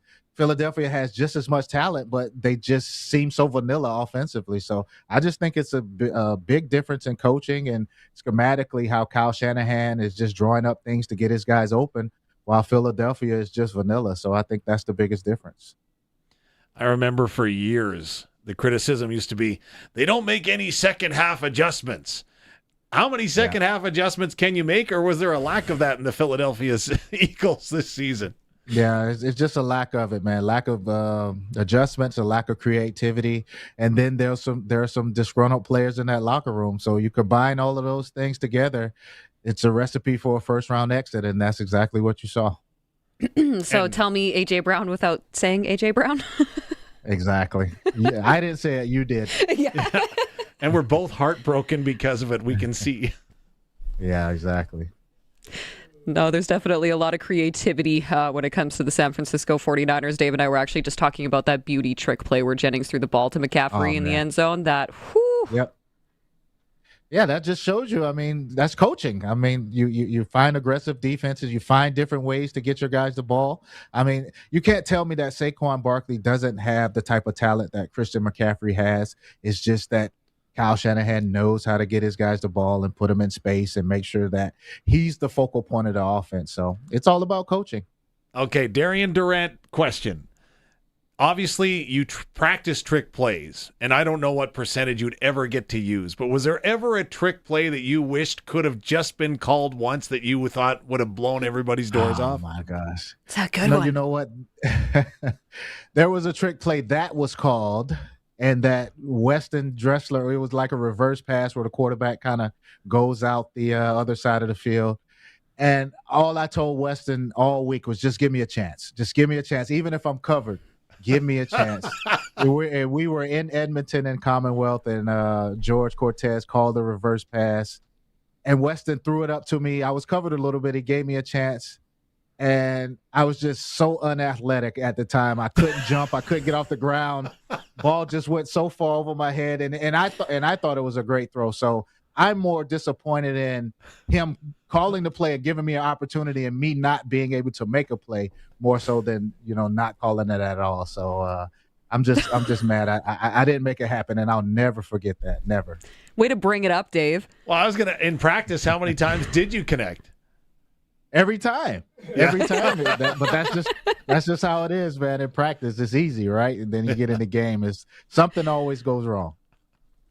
Well, Darian, I think we probably got to let you go here. We're running a bit short on time, but as always, we really appreciate you taking the time to chat with us every Monday here. So we're going to have to see what happens tonight and next weekend, and talk some more football next week. Absolutely. Looking forward to it. All right. Thank you, Darian Durant. Every single week, you can look forward to seeing him on the Sportscage at sportscage.com, our YouTube channel, and of course on 620 CKRM. That is Double Talk with Darian Durant, brought to you by Campbell Safety Consulting, who is joining us on the Western Pizza Guest Hotline. It's the pizza known worldwide for a reason, loaded with toppings of Western Canadian ingredients. And yes, it is always cooked to perfection. And the hot dogs will be cooked to perfection at the Pats game on Wednesday. See that segue? Your dad jokes are rubbing off on me. There you go. Anyway, if you want to go on Wednesday, Swift Current Broncos are in town to face your Regina Pats. We have a pair of tickets to give away at the end of the show here today, and we're keeping it easy. You just have to shoot us a message on the Prairie Land Rentals text line, okay? 306-936-6262. Send in the word Pats, your name, and we'll put you in the draw. It's that easy.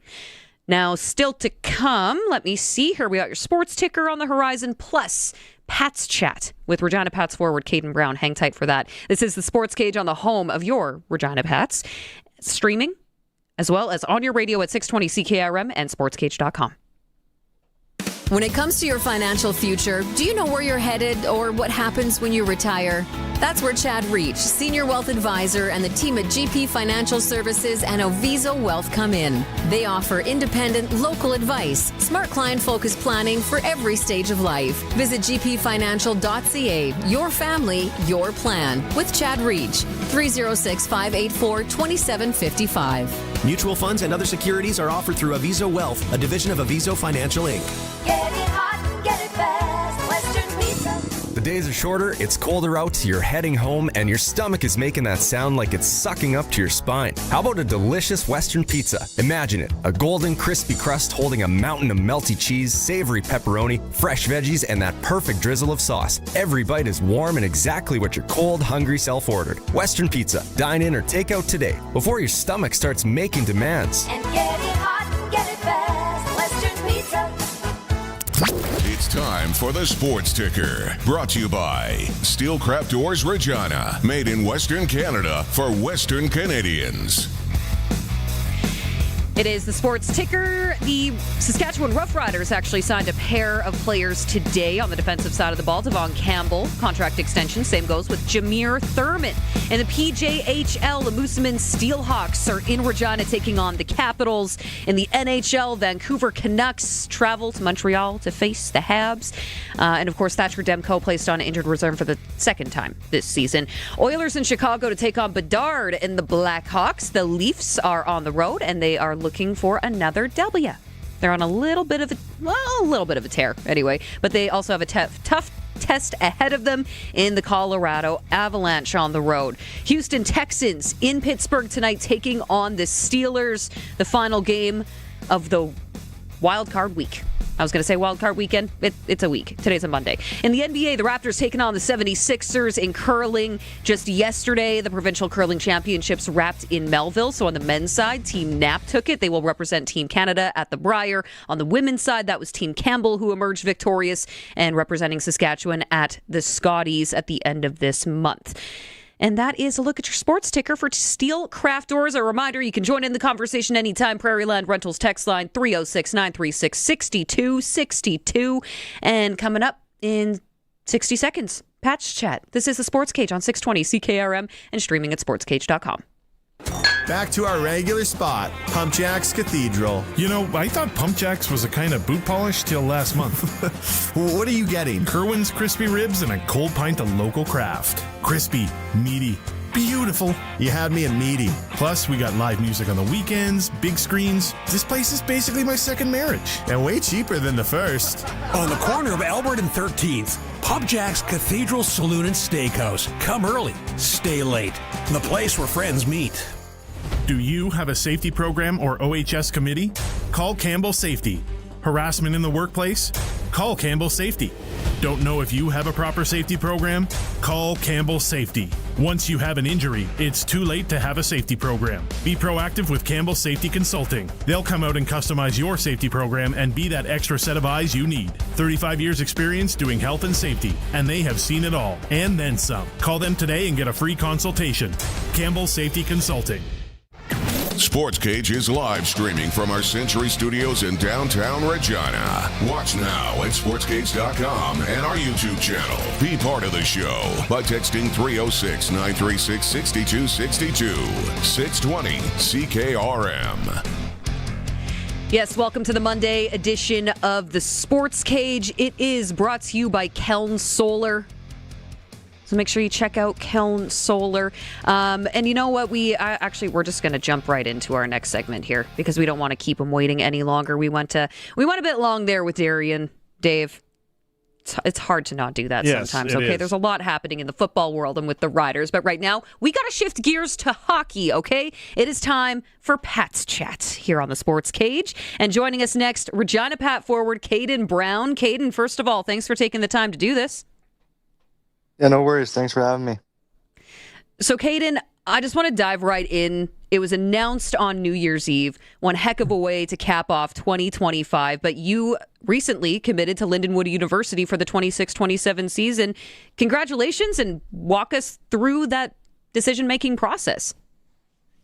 Yeah, thank you. It's kind of a long process through the last year and a bit since the CHL has opened up to go over to the NCAA. You're kind of talking with teams and kind of trying to feel your way through it.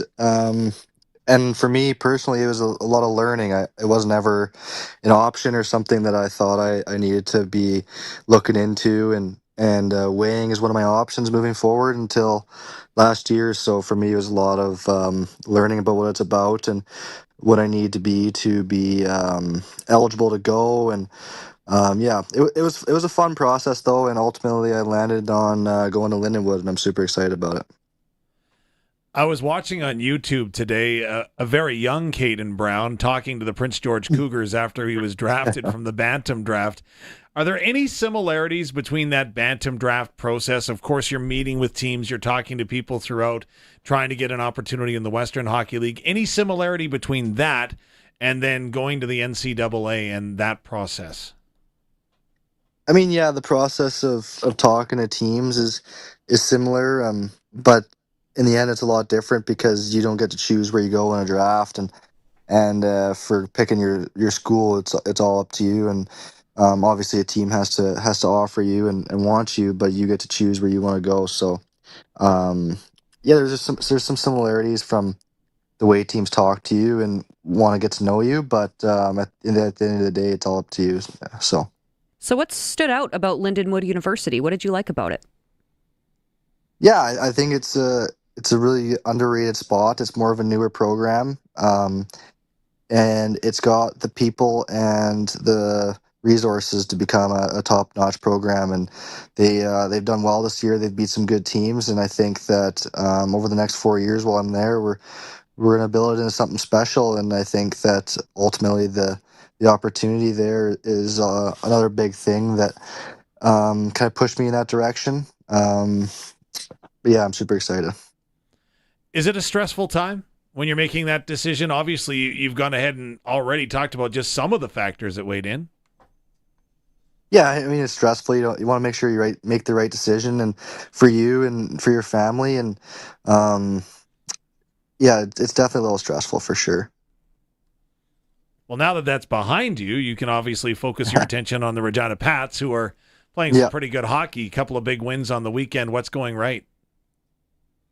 I think we're getting our confidence back. We went on a bit of a streak there of not doing so well, and just like it would with anyone, I think it hurt our confidence. And as one of the leaders on the team, I think we're just trying to get our confidence back and realize who we are as a team and what we need to do to be successful. And I think we did a great job this weekend from the top to the bottom, and ultimately we got 2 wins out of it. Confidence is what your general manager showed in you and the rest of the team by not making any moves at the trade deadline, saying that I have confidence in these guys to get us to where we want to go, which is making the playoffs. What does that say to the team, whether it actually is said out loud or not? Yeah, I mean, when you go into the trade deadline and don't make any moves and you say you're confident, the general manager is confident in the team he has to make the playoffs, and ultimately it feels good for the guys in the room, and to have that someone like that have a sense of confidence in you to take his team to the playoffs. So I think that probably did factor into us playing better this weekend and playing with more confidence. And You're an older guy, lots of offensive upside. You were taken 17th overall. Obviously, people in the Western Hockey League know you. And we were talking with Curtis Hunt, the general manager of the Prince Albert Raiders, prior to the trade deadline, and he says, I'm the least liked guy in the entire rink. I don't want to see anyone. Were you avoiding Dale Derkach at all last week before that deadline? Was anything going through your mind personally? No, I wouldn't say I was avoiding him. Maybe trying to stay out of his way a little bit. They're busy guys at that time of the year, and you just want to let them do their jobs. So, yeah. Your coaches quite often in post-game interviews talking about doing things the right way and meeting the Regina Pats standard and then doing it consistently. How difficult is that?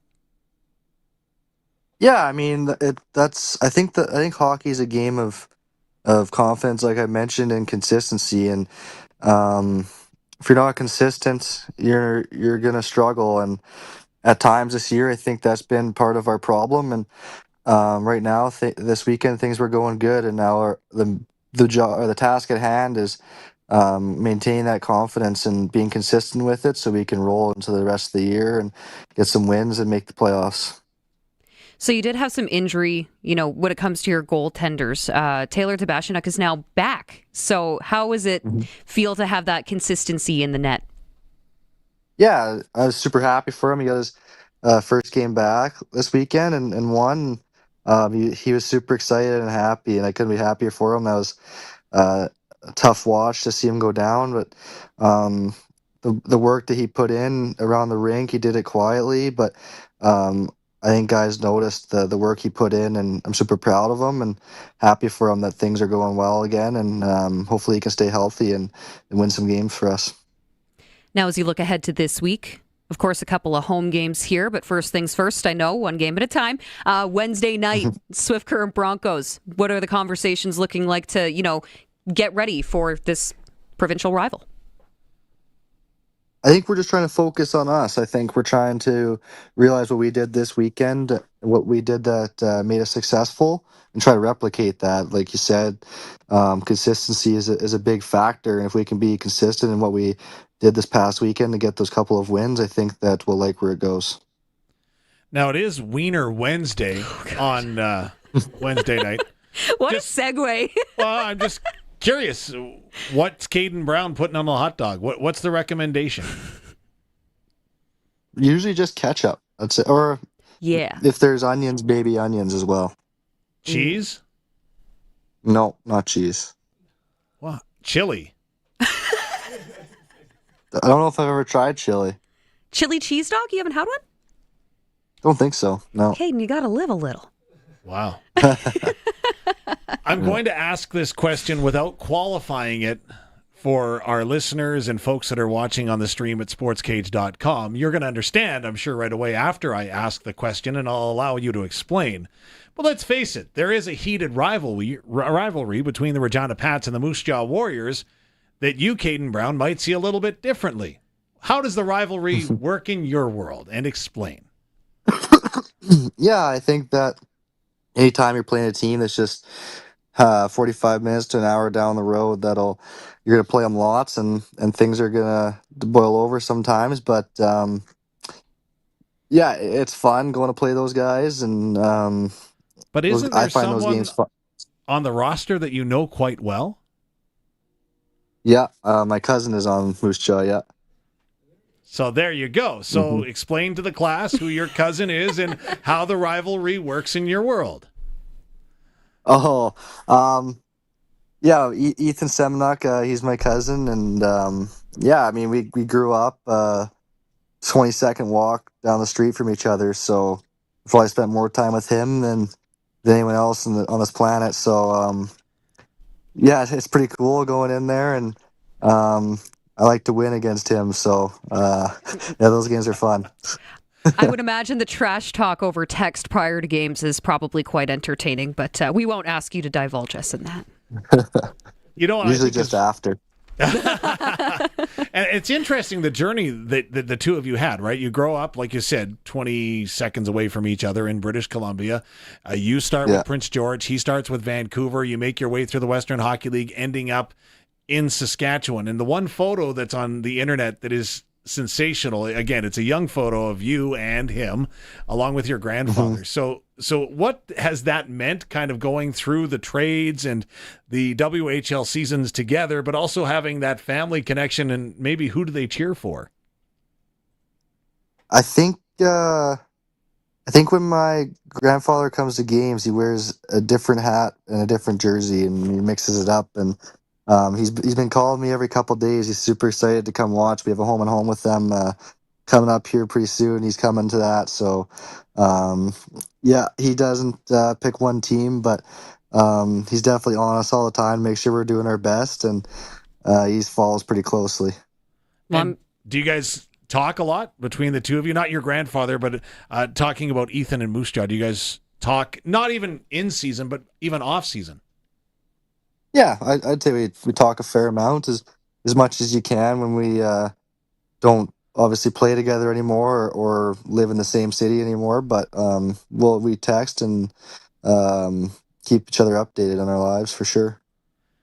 Well, I'm sure not only is your cousin, but your grandpa and the rest of your family very proud of you for taking this next step. Oh, and look at that. If you're watching the stream, there's the photo that Dave is referencing. That's great.